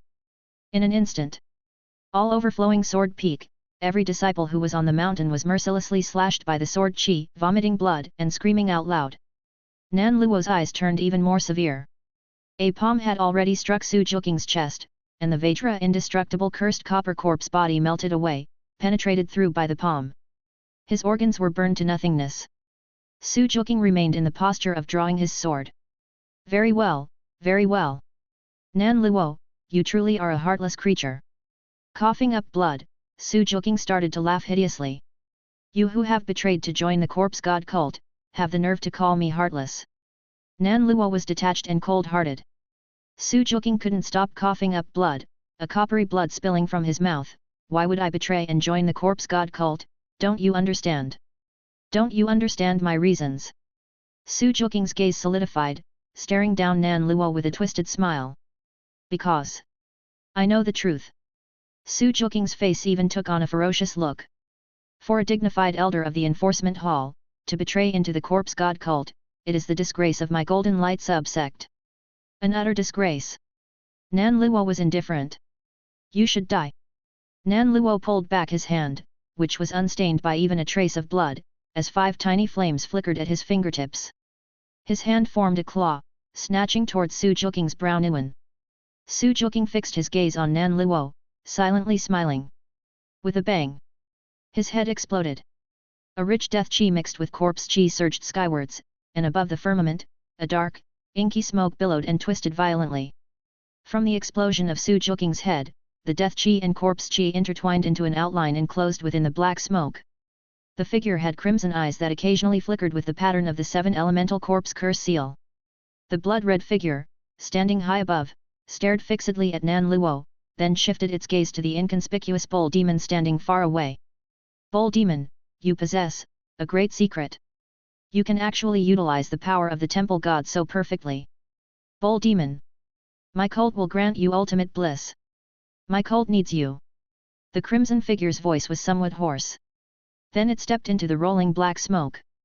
Nan Luo turned into a golden light and disappeared in an instant, as countless golden flames turned into a terrifying fiery giant hand, enveloping a suffocating divine rank pressure. Yuan Fei's strike. He intended to crush the vast black smoke vortex. To cut off Su Juking's last escape route. But the black smoke figure screamed as within the thick, rolling black smoke vortex, a substantiated giant face emerged, inflating like a balloon and breaking through. The rich death chi mixed with corpse chi clashed with Nan Luo's golden flames. The enormous nose, like a hammer of heaven and earth, swept across, and with each inhalation and exhalation, fierce whines rose. Thud. Explore new worlds at Empire. This was a true battle between Yuan Fei's cultivators. What a terrifying might, it exploded from the heavens, and the night was illuminated as if it were daytime. Pillow Nose Incense Corpse Deity. Nan Luo's eyes narrowed. However, he formed a treasure seal with his hand, and in an instant, the shadow of a treasure pagoda pressed down, striking at the terrifying Pillow Nose Incense Corpse Deity emerging from the black vortex. Su Juking's soul had merged with the corpse curse mark, and if it left, he could later use it to resurrect by possessing another body. Thus, Nan Luo was not willing to let the corpse curse mark leave peacefully. While Nan Luo battled with the Pillow Nose Incense Corpse Deity of the corpse god cult, Zhang Qingzheng and Wang Wu, the 2 elder god phenomenon, had already arrived at the dapping of Flowing Sword Peak. Zhang Qingzhen's face was filled with intense killing intent. Wang Wu, on the other hand, sighed deeply with a tragic tone, such a sin. Chapter 294. The 2 exchanged glances, and divinity burst forth from their beings. It was like a gentle breeze sweeping over the hills, stabilizing the injuries of each disciple. The sect master really trusts us. If we fail to save them, that would mean the lives of thousands of disciples. Wang Wu held his peachwood staff, took a deep breath. Zhang Qingzheng frowned, paying him no mind. If we can't save them, it's your incompetence. What does it have to do with me, Zhang Qingzheng? Meanwhile, above the vault of heaven, the fleeting battle seemed to be drawing to a close.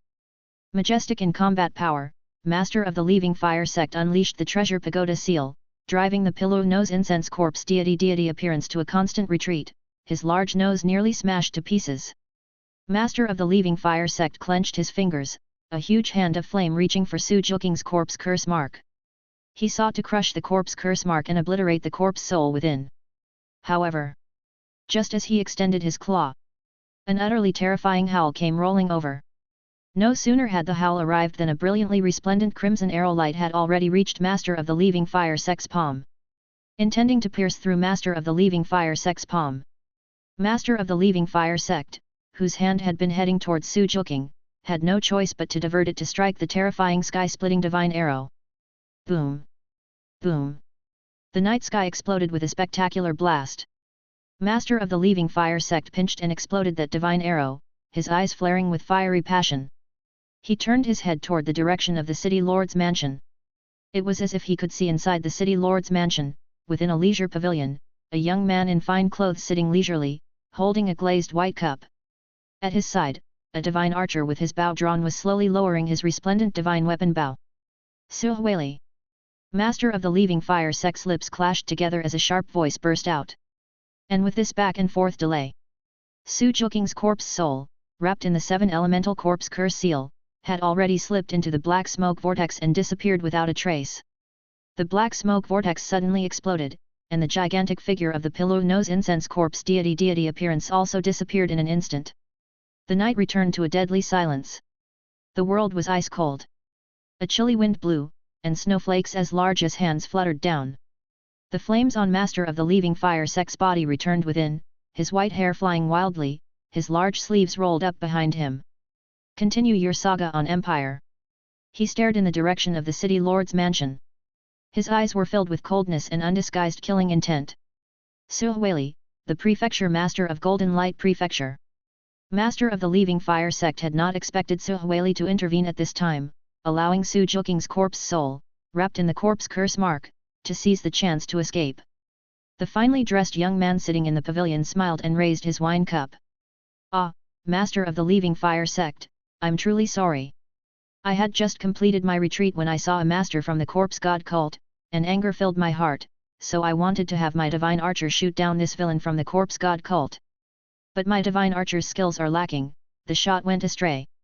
The young man's voice was gentle, filled with an apologetic sincerity. Master of the leaving fire sect's eyes were cold and silent. He slowly closed his eyes, then opened them again. Thank you for the assistance, Prefecture Master. However, your divine archer's aim was quite off. His archery skills need much more practice. Master of the leaving fire sect spoke lightly. Upon the conclusion of his words, the divine archer beside the finely dressed young man had bright eyes, and the divine bow in his hands was once again raised. Mansion Lord Suhueli stood up and pressed down the divine arrow that the archer had poised. Impudent! How dare you point a divine arrow at Master of the leaving fire sect? Stand down, a penalty of 10 taels, go find the general and accept your punishment. Mansion Lord Suhueli rebuked. The divine archer saluted, his golden armor clanging, and turned to leave. Mansion Lord Suhueli then smiled and cupped his hands toward the direction of the divine sect, but as he turned around, his face grew cold. Cunning old fox, you really can endure. Nan Luo closed his eyes. A penalty of 10 taels. Truly a humiliating reprimand. Nan Luo's long sleeves billowed, and he floated down to dapping, the elemental appearance pressure gradually dissipating from his body. His eyes flickered open and closed. Then, with a sudden sweep, his gaze fell on the bull demon who seemed to blend into the darkness. Afterward, his powerful divine sense, nearly metamorphosed into a primordial spirit, scanned the area. He sensed Horseface, wearing a horseface mask, standing on the trunk of an old tree at the foot of Flowing Sword Peak. Horseface, holding the mechanism aimed at the dark vortex in the sky, put it down with a touch of regret. This Horseface was naturally another being that Li Che painted and gave life to through fairy in the painting. Its main purpose was to assist in long-range attacks with the firepower of Nemo immortal artisan Barrett. Nan Luo's eyes hardened slightly. Bull Demon. Horseface. His heart also tightened slightly. He had naturally heard of these two names before. The Bull Demon, a hero of Feilei City, had come to the Mansion City full of heroic spirit. Focused on annihilating the fishing gang, he had slaughtered all the hidden followers who pledged allegiance to the corpse god cult within it. Truly detesting evil as if it were his mortal enemy. And the other, Horseface, had collaborated with Li Qingshan and Lin Xiu to assassinate Shangguan Zhengheng, who had joined the corpse god cult. That mastery of divine archery art was a threat no less formidable than that of the divine archer colonel from the prefecture city divine guard army brought in by Suhueli. And the bull demon. With his unparalleled physical body, he had reached the level of a furnace grandmaster and had fought against Su Juking, who had a greatly accomplished cursed bronze corpse body. Without a doubt, he possessed the combat power of the divine phase. Because the bull demon could even ignore the rank pressure brought about by the divine phase through borrowing the power of the temple god. What a miraculous combination of ox and horse! Originally, Nan Luo had also speculated whether the bull demon and Horseface were the same person. There was a huge uproar in the Qin family, and the Temple Control Bureau had also gotten involved in the investigation. And now, the truth was clear. Add latest chapters at Freehodnovlo only. The bull demon and Horseface were two different people. These two came from the same organization. What power? What organization? Nowadays, there are too many different forces in Golden Light Prefecture City, and soon even Dao City and state cities from each state will send people over. It is truly a place where dragons and snakes mingle. Therefore, as for the origins of the bull demon and horse face, he hadn't been too concerned. Nan Luo's eyes flickered slightly, thinking of that divine archer at Su Huili's side. The bull demon, hidden in the darkness, seemed to sense Nan Luo's sweeping gaze, his hair standing on end. He couldn't even kill Su Juking of the middle god phase realm. To Li Che, Nan Luo of the elemental phase wasn't even worth considering. Without any hesitation, Li Che prepared to call the thunder chess piece and teleport away. However, Nan Luo seemed to recall the bull demon's mysterious teleportation ability, and hastily raised his hand and spoke quickly. Fellow Daoist bull demon. Please stay a moment. Chapter 295. Ox demon fellow Daoist. Please hold on for a moment.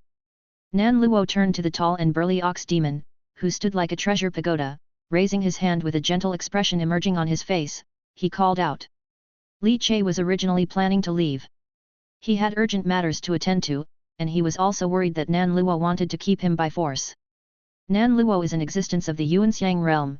Within the divine facade realm, the void aspect is considered half-baked, so the Yuanxiang is then referred to as a complete divine facade expert. Rank suppression is the ultimate intensity in the divine facade. Li Che naturally has to be on guard, with no relaxation whatsoever.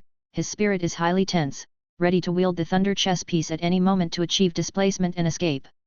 The ox demon, wearing a mask, fixed his gaze on Nan Luo. The ascending stance had receded, but the red-hot furnace-like blood and qi were still roaring, distorting the space around him. Nan Luo also stood far away, showing he meant no harm, and he communicated his attitude via divine sense. Ox demon fellow Daoist, you and Horseface should come from the same organization, right? Nan Luo transmitted through divine sense.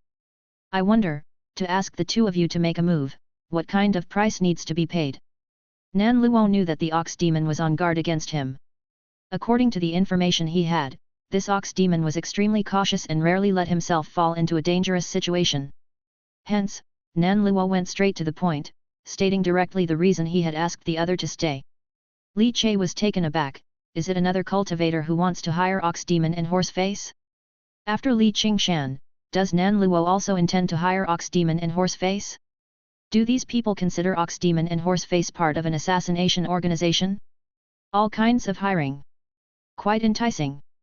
Li Che was even somewhat tempted. Otherwise, what if he really started an assassination organization? Horseface sniping, isn't that professional assassination? And he, as the ox demon, walking silently in the dark, killing and leaving, no traces left behind. That's professional too. Earning a portion from looting corpses and another from assassination commissions. Li Che's heart stirred, and the thought of starting an organization truly began to grow. Ox demon and horseface. If he were to create an assassination organization, it might be called the Underworld? It depends on your needs. Li Che temporarily snapped back to reality, lowering his voice and responding via divine sense as well. Nan Luo's eyes flickered slightly. There's a chance. It seems that Ox Demon and Horseface really do belong to the same organization. However, the actual nature of this organization and the overall strength of it remain unknown.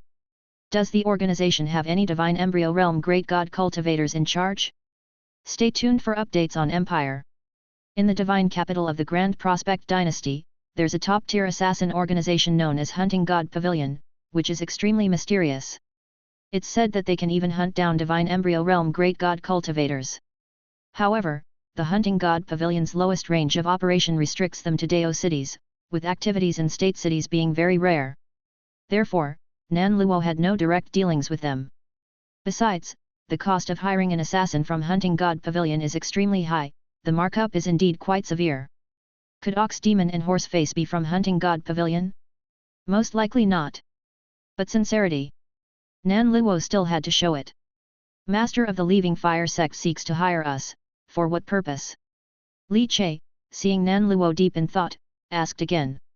Nan Luo raised his head, responding through the fluctuation of divine sense. To kill.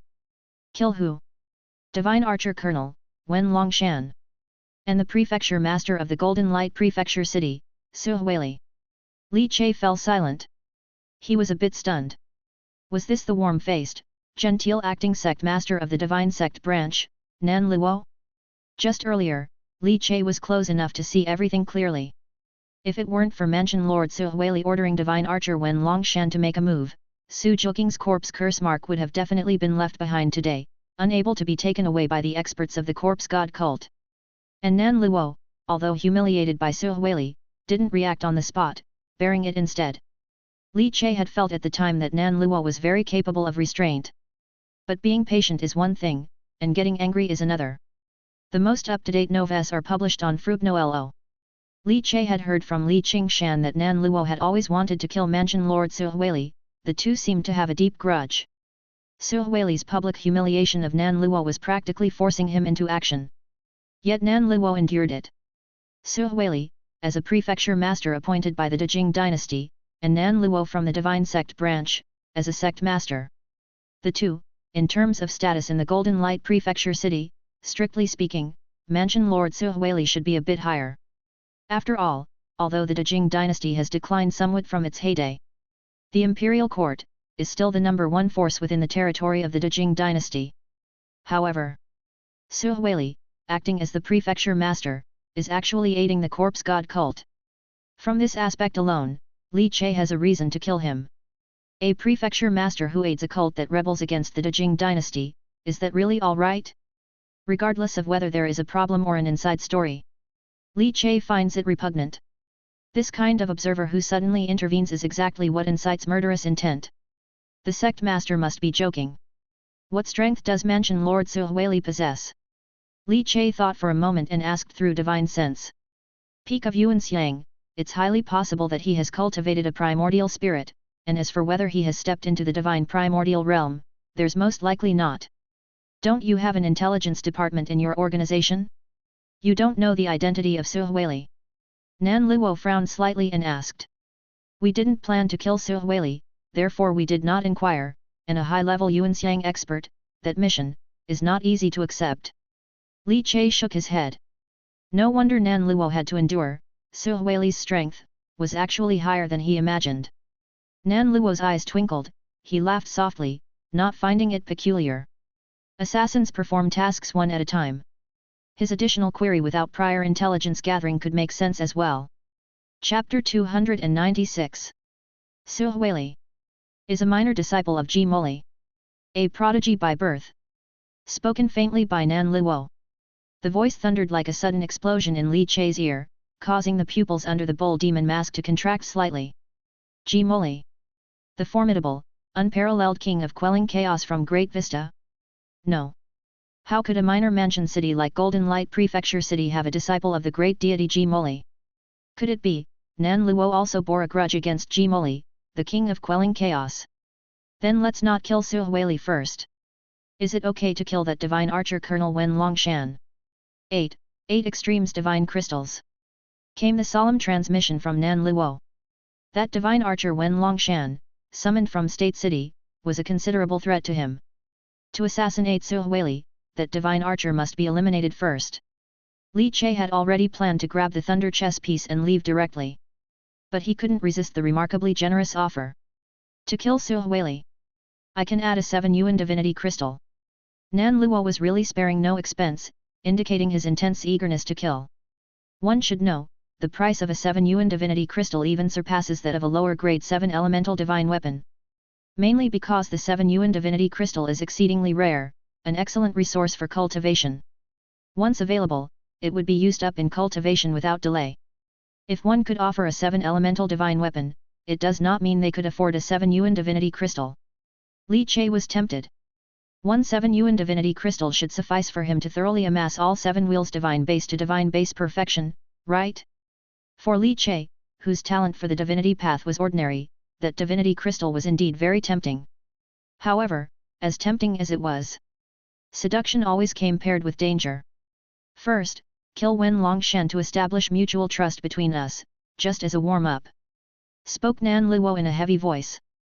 Following that, he raised his hand, and a piece of paper shot out, landing in the hands of the bull demon. This is the information on Wen Longshan. Are you willing to take on this assignment? Nan Luo, seemingly mindful of the bull demon's hate for evil and heroic temperament, his eyes slightly hardened as he added. Suhueli is no good person, this, you can investigate personally. Li Che paused in his action. Saying nothing more, his gaze fell on the report in his hand, noting that Nan Luo seemed well prepared, having harbored thoughts of killing Suhueli and Wen Longshan for some time. The events of this night, perhaps, were a catalyst for this murderous intent. Suhueli was a disciple of Ji Moli. With countless hidden assets and resources at his disposal, he would definitely be extremely difficult to kill. Why did Nan Luo want to kill Suhueli? The wrath of a divine embryo realm great god cultivator, could he withstand it? Even Jian Yuan divine sect might not necessarily protect him, right? Li Che fell silent. Enjoy new adventures from Empire. No wonder Nan Luo was restraining himself, the forces behind Suhueli forced him to endure. Li Che wanted to understand one thing. One last question, if Suhueli is indeed a disciple of the Chaos King, why would you want to kill him? And why would he force your hand? Li Che pressed down his hat, lifting the cute bull mask to reveal his face, and despite the tents of Zhang separating them, he looked towards Nan Luo. Their divine senses communicated rapidly in the snowstorm. Upon hearing this question, Nan Luo appeared momentarily lost, his demeanor becoming instantly more haggard as his normally upright back sagged slightly. As if recalling something utterly exhausting to his spirit. You're better off not knowing. I have my reasons. The reply was vague, but Li Che could feel the emotion in Nan Luo's voice.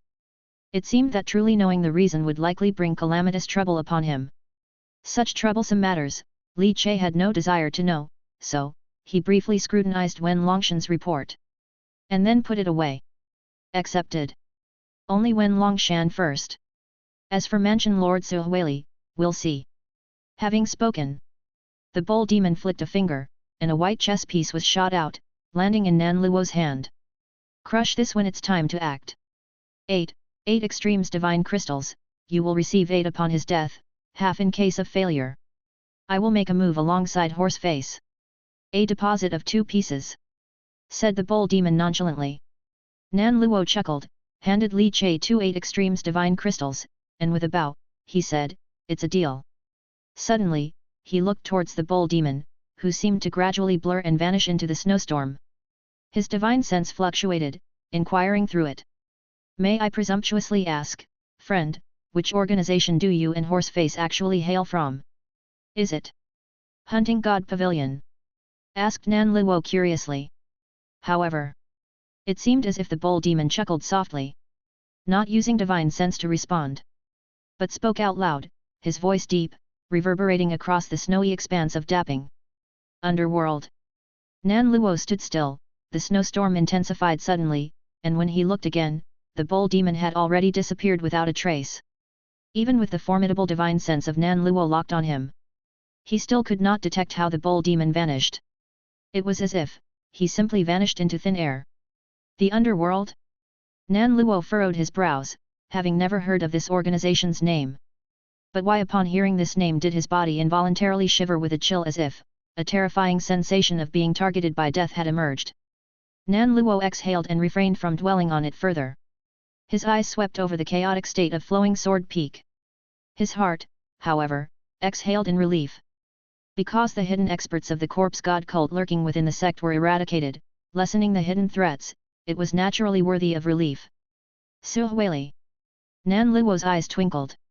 He had not expected Suhueli to make a move tonight. After all, as Ji Moli fought to quell the rebellion and deal with the corpse god cult, his minor disciple, Suhueli, actually aided the experts of the corpse god cult. Suhueli better had planned to use this incident to disgust him, Nan Luo, merely provoking him into action. Chapter 297. If that weren't the case, then the problem would not be a small one. Golden Light Prefecture City, Falling Flower Alley. Within the independent workshop, Li Che clutched the thunder chess piece and returned to the courtyard. Inside the courtyard, the sound of inhaling and exhaling rose and fell, like successive peals of thunder. His gaze swept over and he saw within the room, 7 fairy in the painting clones sitting cross-legged, cultivating their divinity with earnest and diligent effort. This level of effort made Li Che break into a sweat. He felt like a ruthless capitalist. Without disturbing the 7 diligent selves, he looked away and sat down in a bamboo chair in the courtyard. Find your next read on Empire. A thick layer of snow had accumulated, giving it a pure white appearance. Li Che, transformed into the bull demon, sat upright on the chair, lifting his hand, palm now holding a superior Kyunkan jade. It was a collection from a divine minister middle realm elder. This was his gain after deciding he couldn't kill Su Juking, opting instead for a close quarters brawl with him. His goal was a brawl, but in reality, it was an advanced plunder. With a flick of his finger, Li Che placed the Kyunkan jade into the Kyunkan space. Underneath the bull demon mask, lines of the world interwove. Suddenly, various images began to intertwine and flicker before his eyes. Dense black smoke rolled tumultuously as if racing swiftly along. Li Che couldn't help but remain speechless. Still in transit, so slow, he said. Compared to the instantaneous movement of the thunder chess piece, it was indeed more than just a bit slower. In the close combat with Su Juking, Li Che did more than just smoothly steal a Kyunkan jade. Every punch and blow he delivered also imprinted the Immaculate Heart divinity into Su Juking's body. Using the aura of the submark of the Seven Elements Corpse Curse seal, he searched for the primary seal. Li Che's original intent was to recover the primary seal suppressing the Seven Elemental Corpse Curse seal, but unexpectedly, Su Juking had a means to break free. Due to an unforeseen error, the Immaculate Heart divinity driven into the Corpse Curse seal transformed into a thunder chess piece. It became a locator. Li Che could now lock onto Su Juking's direction of escape through the Corpse Curse seal with the thunder chess piece, and was even aware of his condition. Escape? The people Bull Demon wanted dead, how could they escape so easily? If this evil person from the corpse god cult who threatened XIXI did not die, how could he be at peace? Li Che sat quietly in the courtyard. He was waiting for Su Juking to finish teleporting. However, it must be said that after experiencing the swift movement of the thunder chess piece, the snail's pace teleportation of the corpse god cult was truly urgent. Li Che was anxious on their behalf. His mind hovered in the heaven and earth chessboard, perceiving Su Juking's teleportation status. On the other hand, Li Che multitasked. He reviewed his recent battle with Su Juking, a middle god phase realm divine minister. This battle, although it was Li Che's trial move, also gave him a clear judgment of his own strength. If I activate the Dragon Elephant Vajra Deo Fruits Angry Vajra state, plus ascending the tower, and face a martial warrior at the Grandmaster ladder realm, I can suppress the opponent. My physical body is too strong, as a Furnace Grandmaster, unmatched in terms of physical strength. Su Juking's main strength is his cursed copper corpse body, resilient and tough, along with the late Grandmaster stage cultivation, I can't kill him. A greatly accomplished cursed copper corpse is indeed both stinky and hard. Even shooting with 4 dragon tooth bullets to open a path, still not enough. Li Che pondered, as snowflakes fell, accumulating a thick layer upon his bamboo hat. However, if I were to truly play my trump card, I might still be able to kill. Overall, Li Che had a clear recognition of his own strength. Equivalent to the level between the initial realm and middle realm of Divine Minister. That's the caveat of not allowing the opponent to gain distance and bombard him with divine secret techniques. The divine cultivation, after all, was still somewhat lacking for Li Che.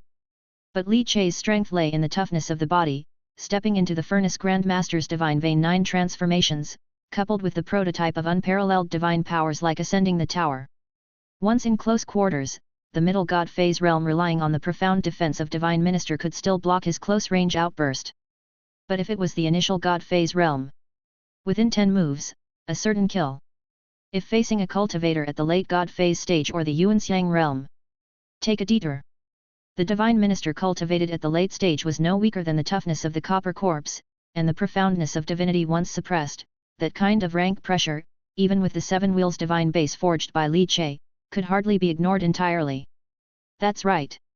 The reason Li Che could ignore the rank pressure of Su Juking's middle god phase realm was thanks to a sort of immunity attained after forging the 7 wheels divine base. Immunity from rank pressure. It wasn't due to the effect brought by temple god divinity.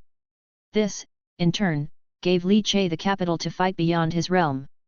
He was currently in the divine base realm, and if unable to be exempt from the pressure of rank of divine minister during combat, it would be quite disadvantageous. Even with the physique of a Furnace Grandmaster, his strength would be weakened by at least 30 to 40%. Having such power, I, the Bull Demon, can be even more unrestrained. Under the cute bull mask, a smile formed on Li Chei's lips. All of a sudden, his eyes slightly trembled. The teleportation is complete at last, that really took a while. In the courtyard, Li Chei stood up, his vigor steaming and instantly melting the surrounding snow. He pressed down on his bamboo hat.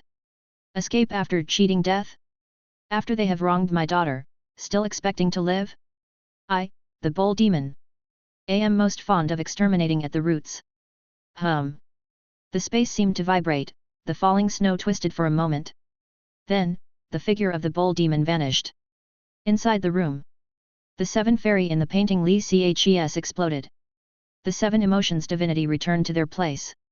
Outside the Golden Light Prefecture city, 40 miles out. Amidst a stretch of mountains. In the pitch-black darkness of the night.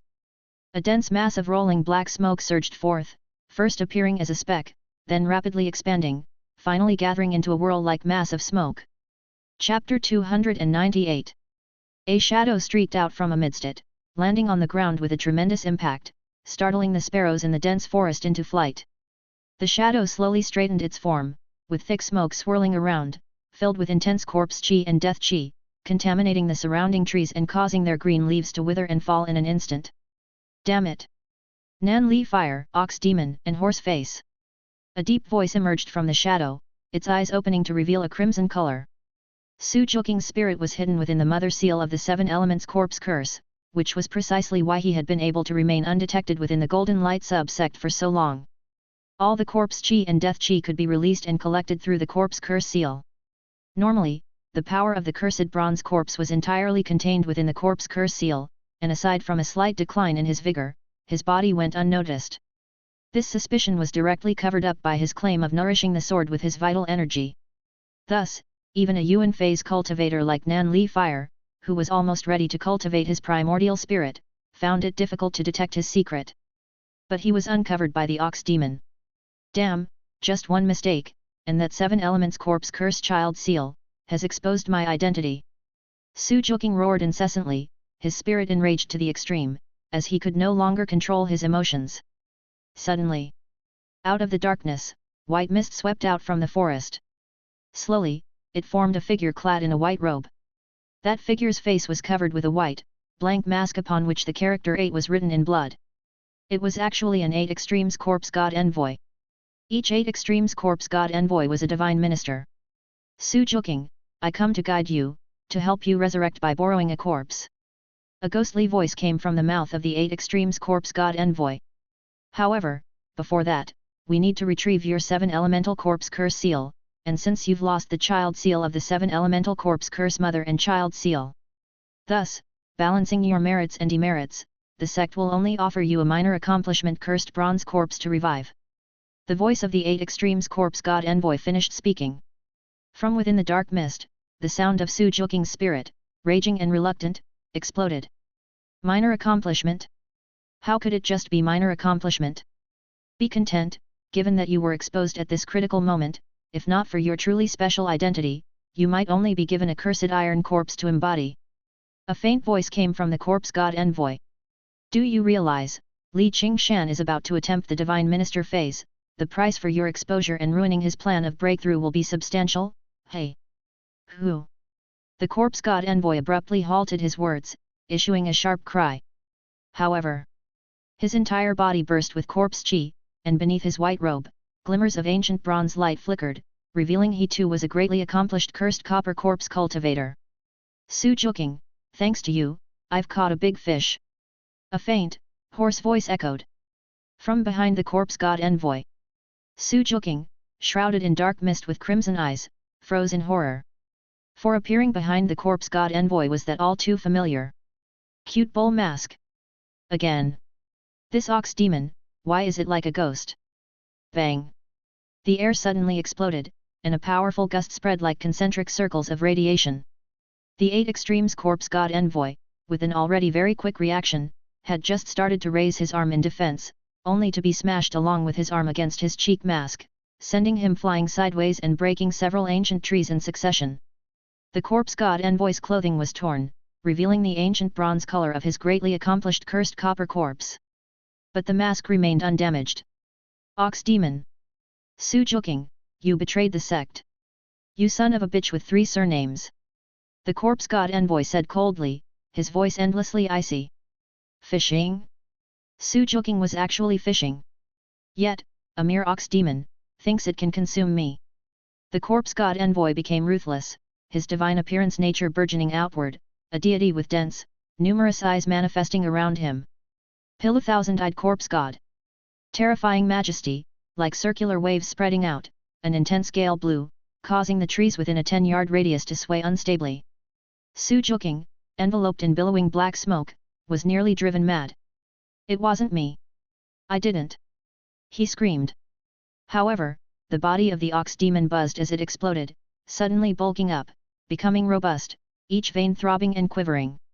His hair grew wildly, falling down to his waist. Closing his eyes, then reopening, golden smoke spilled from beneath the mask's pupils. Decide the battle quickly. Just right, time for a test. The bull demon, having activated ascending stance, said indifferently. A test? How dare this mere bull demon use him for a test? Utterly audacious. Yet the 8 Extremes corpse god envoy sneered, you coordinated with Horseface using hidden weapons to ambush, yet couldn't kill Su Joking, so what makes you think you can kill me? However, Li Che simply glanced at him. He flicked his fingers. The heaven and earth chessboard instantly enveloped a 10-jong radius, concealing all auras. The change in the environment made both the corpse god envoy and Su Joking change their expressions. This bull demon! This bull demon! The next moment, the corpse god envoy and Su Joking saw inside the palm of the bull demon, raised like a giant fan. A dark golden chess piece quietly hovered there. Intense and terrifying temple god divinity majesty burst forth from the small dark golden chess piece, overwhelming everything like a deluge. That was the might of a temple god. Heavenly King. Both the corpse god envoy and Su Joking sensed it, their faces pale with shock. It is you indeed, it's you. Su Joking cried out pitifully, it was indeed the bull demon who had severed the connection between his corpse curse mother and child seals. And this power of the Heavenly King temple god. Only Nan Luo, from the summit of the golden light, could mobilize it. Bull demon, Nan Luo, such scheming. Su Joking wept and laughed bitterly. Yet the bull demon paid him no mind, his fingers suddenly clenched, and the dark golden Heavenly King divine chess piece was crushed in an instant. The dark golden temple god divinity swirled up like smoke. Suck. Then, with a proud inhalation by the bull demon, but only a third of it. That was all.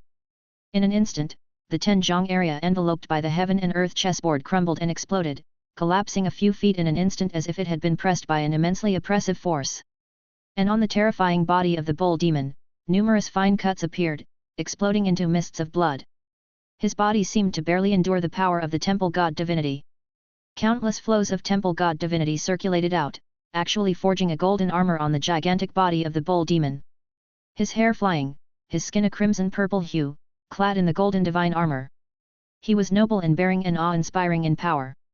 The golden Heavenly King ascending the tower seemed like a deity. Using a bull knife, to kill you. The bull demon muttered, his voice seemed to echo throughout the heaven and earth. Underneath the mask of the 8 Extremes corpse god envoy, eyes suddenly revealed fear. Escape. But, it was too late.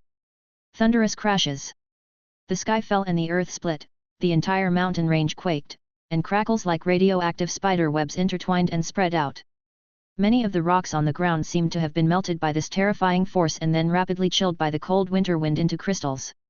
When everything returned to calm, snowflakes silently flew down from the night sky, settling on a clearing created from flattened trees. In the clearing, there stood a vast, enormous crater. In the crater, only the body of the 8 Extremes corpse god envoy from the corpse god cult remained, twisted in fear, turned to mud. As for the soul of Su Joking, it had long since scattered in the silent ruins. A moment later, 1 figure, 2 figures, 3 figures. There were exactly 6 figures shrouded in twisted corpse chi and death chi, emerging from the swirling vortexes of dark smoke, standing at the edge of the ruins. Explore more stories at Empire. They silently gazed at the body of the 8 Extremes corpse god envoy, smashed into mud by a peerless ferocious beast. In the still silence of the ruins, a voice finally faintly sounded. Great Grand Master. Chapter 299. Around the deep pit, Thick death qi and corpse qi permeated and intertwined. It seemed to make the already deep night even denser, with one black vortex after another, like swirls of thick smoke, suspended around the pit. In front of each black vortex stood a figure in a white robe, wearing a white mask with the blood-red character 8 written on it. All of them were 8 extremes corpse god envoys of the corpse god cult. There were as many as 6. Terror and suppressing might spread and rolled in waves. Great Grand Master. It can't be the Great Grand Masters. After a while, a corpse god envoy spoke, breaking the silence. Great Grand Masters aren't interested in the mysterious temple. They're a group obsessed with pushing the physical body to its limits, breaking through the void, ranking among the rank of immortals. The only thing of value in Golden Light Mansion City is the mysterious temple of the 8-armed wrathful Third Prince at the 4 Imperials level. It's impossible to attract Great Grand Masters here. Several corpse god envoys spoke in succession. But this terrifying power, the dying strength of vital blood and the overwhelming and domineering presence hidden within. It really resembles a Great Grand Master. An corpse god envoy crouched down and broke off a piece of rock crystal that had melted and solidified. Suddenly, the air vibrated violently as a black dot appeared out of nowhere, slowly turning more turbulent. It was like a black dragon dancing through the void, turning into a huge black smoke vortex with a diameter of 3 meters. Out of the vortex, a figure stepped out, and the powerful rank pressure instantly swept through the area. This caused all the 8 extremes corpse god envoys to feel immensely suppressed. Esteemed envoy. It was a terrifying presence in a white robe, but with a blood-red 7 written on the mask. It was a septenary corpse god envoy of the corpse god cult. Each septenary corpse god envoy was a powerhouse at the Yuanxiang realm. Moreover, they had perfected the cursed copper corpse, birthed a wisp of silver gang, and were just one step away from the cursed silver corpse, the top powerhouses. Is the one who died Su Juking? Waste. Planted within the Golden Light sub-sect for so long, fed with so many resources to cultivate a cursed copper corpse, and then to have something go wrong just before the most important temple god resonance of this session. Was the 7 elements mother and child corpse curse seal recovered?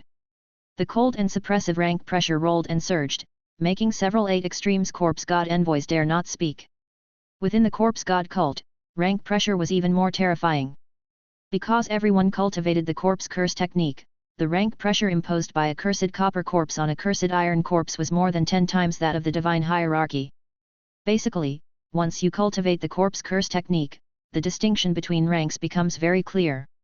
Although the septenary corpse god envoy was also a cursed copper corpse, that strand of silver gang on them. It held an unsolvable pressure over the others. Not yet. Su Juking's soul was attached to the corpse curse mark until here, encountering a strong being suspected to be a great grand master along with Huang Xiai. Both have died. An 8 extremes corpse god envoy reported in a low voice. Su Juking's soul came through our sect's divine secret technique space-time corpse technique, and the coordinate position was random. How did we get targeted? Was it Huang Xiai who exposed our location? Find your next read at Empire. The septenary corpse god envoy said coldly. Under the mask, a pair of eyes stared at the mud like Huang Xiai in the pit of ruins, not bothering to hide their disgust. Useless trash. Great Grand Master? All the Great Grand Masters of the Grand Prospect dynasty are under surveillance by our sect's informants. Golden Light Prefecture has no Great Grand Master. Besides, do you think a Great Grand Master is of such caliber? Absolutely fake. The septenary corpse god envoy said icily, investigate. I must have the ringleader found. The temple god resonance is about to begin. Now Golden Light Mansion City is gathering strong figures from all quarters, even from Dao City, so keep a low profile. Conduct investigations in secret. Moreover, many divine youths have arrived, find an opportunity to infect them. Even if only one divine child joins our section, it will be a lucrative gain for us. The septenary corpse god envoy gave orders and assignments. Further, that bull demon who specifically hunts our sect's followers. I just returned from Flying Thunder City. Cao Guang's sacrificial city plan was thwarted, and it involved the trail of this bull demon. This beast has spoiled my good deed. Sooner or later, I will meet him and slaughter him, feast on beef. Dismiss. The white robe suddenly flicked up, stirring the air, and a streak of silver gang instantly shot out, landing on the mud like corpse of Huang Xiai. Instantly, the corpse vaporized into gas. Then, the figure turned and stepped into a black vortex, disappearing without a trace. Here. 6-8 Extreme's corpse god envoys bowed respectfully. They too each stepped into the black vortex. Snowflakes flew in, bringing boundless sorrow. Unable to cleanse the mountains and rivers, they only stirred the chill of the river and sky at dusk. In the chilly dusk, a flurry of crows fell like rain. The boiling Nine Dragons River, hotter and fiercer than ever, bore a huge and towering mysterious temple upon it, causing ripples to undulate across the water. 1,000 zhang from the perimeter of the mysterious temple. Agents of the Temple Control Bureau, dressed in black and red, stood like sentinels, each forming seals with their hands. Their divinity burst forth from within them wantonly, interconnecting and spreading, weaving together into a vast celestial net, ensnaring the temple within it. Boom, boom, boom. The river water kept forming bulges, like boiling water in a pot, rising and falling. And the mysterious temple rocked amidst the turbulence, as if a roaring fury, trapped beneath the temple, yearned to break free. Ah! The sound of fury, like a thunderclap in winter, exploded across the heavens. Crash, crash. It sounded as though chains were being snapped, a grating noise so shrill, like a recalcitrant child grinding his teeth against chains made of metal. Chapter 300. One by one, the Temple Control Bureau agents stood on the surface of the river, their expressions solemn, their faces suddenly changing. Invisible sound waves, mixed with strands of scarlet divinity, seemed to rise tumultuously from the water and entwined around their bodies. For a moment, their eyes all turned blood red, as if their wills were being modified by the divinity, as if their wills were being usurped. The actions of many who were continuously forming seals with their hands seemed to slow down. But after all, they were professionally trained, and although their consciousness was muddled by the invasion of divinity, the motions of their hand seals never stopped. Humph! Suddenly, a voice like a thunderclap exploded, and a figure strode forward from the distant river surface. Although his steps were slow, his speed was extremely fast. The embroidered kirin on his uniform billowed in the night wind. The newcomer was none other than the chief supervisor of the Temple Control Bureau, Xiejing. With the addition of Xiejing, a Grand Master with elemental appearance, agents who had lost their will to the overflowing divinity instantly regained their senses. Their expressions frightened yet stern, they formed hand seals with even more earnestness. Xiejing spread his 5 fingers, divine scripts rolling on each one, and suddenly pressed them onto the roiling river surface. In an instant, as if countless divine scripts cascaded like a top scholar's sweeping brush on blank paper, thousands upon thousands of divine script intertwined and emerged. A few breaths later, the upheaval and turmoil of the mysterious temple calmed down. However, the expanded area of Strange K could no longer be compressed back. Xiejing stood up with a grave expression. Strange, according to the calculations of the Kintian Observatory, the frenzy day of this mysterious temple's temple god was still some time away. How could it have a tendency to rage today? Did it sense something? Xiejing frowned deeply. Suddenly, the sound of an erhu playing echoed through, as an old man draped in plain clothes, carrying a small bamboo stool at his waist, drifted over and landed beside him. Chief Supervisor, what is the reason for this? Xiejing looked toward the Chief Supervisor who brought his own erhu music, and asked. The sound of the erhu gradually faded, and the Chief Supervisor stroked his beard and squinted his eyes. 2 possibilities. Someone has entered the god temple within the mysterious temple, and accidentally awakened the temple god. This possibility is extremely low. The surroundings of the mysterious temple are encased by strange K, and there are even several fearsome temple guardian cursed corpses in slumber. It's impossible for someone to silently enter the mysterious temple. Then what's the second possibility? Xiejing couldn't help but ask. The second possibility. The chief supervisor turned his head toward the direction of Divine Sect Mountain Gate. There, Golden Light Peak rose into the sky like a streamlight sword. On Golden Light Peak, Heavenly King is on inspection. Golden Light Prefecture, Falling Flower Alley. A flurry of snowflakes was instantly torn apart, a dark silhouette fell in an instant. The entire courtyard's thick snow was furiously blasted against the walls by the terrifying force. A muffled bang resounded. Scorching, boiling hot, melting all the accumulated snow. Streams of heated air continuously rose, forming a mist, with the hissing sound resounding incessantly. Huff! Inhale! Loud breaths, like the working of bellows, reverberated non-stop, stirring the wild winds and turbulent currents within the courtyard. After about a dozen breaths, Li Che finally made a movement, awkwardly removing his bamboo hat, taking off his mask, and sitting down on the ground. As I thought, it was too much of a stretch. The rank of the divinity from the heavenly king temple god is too high, the body tempered as a furnace grandmaster. Upon ascending the tower, merely absorbing 1/3 of the temple god chess piece's divinity already reached my limit. Moreover, my flesh and tissue were torn apart, and my bones and muscles endured to the extreme. Li Che reviewed the power he had gained after swallowing a portion of the golden heavenly king divinity. In that instant, Li Che felt that wearing the bull demon mask made him feel like he could soar to the heavens. Kill the gods if they obstruct, kill the Buddhas if they block. Of course, that was the inflation of power after a surge, an experience Li Che had encountered many times before. He took off his black robe, revealing countless scar-like wounds in his flesh, where the too intense power had torn his skin open like a Vajra. By now, the wounds had already scabbed over. With the dragon elephant Vajra Deo fruit and unparalleled horizontal refinement, he naturally also had tremendous recovery power. This is the first time that I've been so seriously injured. Stay updated through Empire. And it was all my own doing. Li Che mused. It had been a long time since he had tasted the sensation of being wounded. Too lazy to get dressed, Li Che stood up, immediately practicing his punches in the courtyard, his 5 fingers hooked tightly, almost sweeping up all the air currents around him. His muscles and bones crackled loudly, his veins pulsing like a jiaolong turning over, his spine like a howling angry dragon. He practiced the basic punches of the ultimate technique, Dragon Elephant True Force, with precision and clarity. Heat surged through him, and the lifeblood within his body slowly resumed its circulation, any slight adverse effects from using the divine strength of the heavenly king temple god dissipating like smoke. After finishing his exercises, Li Che put on a new black robe and returned to the inner room. The Immaculate Heart divinity solidified into paper, his lifeblood mixed with the 7 emotions divinity ground into divine ink. Upon splashing the ink, 7 fairy in the painting incarnations of Li Che walked out, adeptly taking a seat in a lotus position, each finding their own spot to sit down in the room, entering a state of divinity cultivation. Li Che stroked his chin, considering whether to draw yet another fairy in the painting incarnation and let him endlessly practice punches in the courtyard, wondering if an enhanced physical body would also reflect back to him upon unifying with the incarnation. While the divinity might reflect back, the physical body would likely be more challenging. Chiefly because his own physical body was already incredibly strong.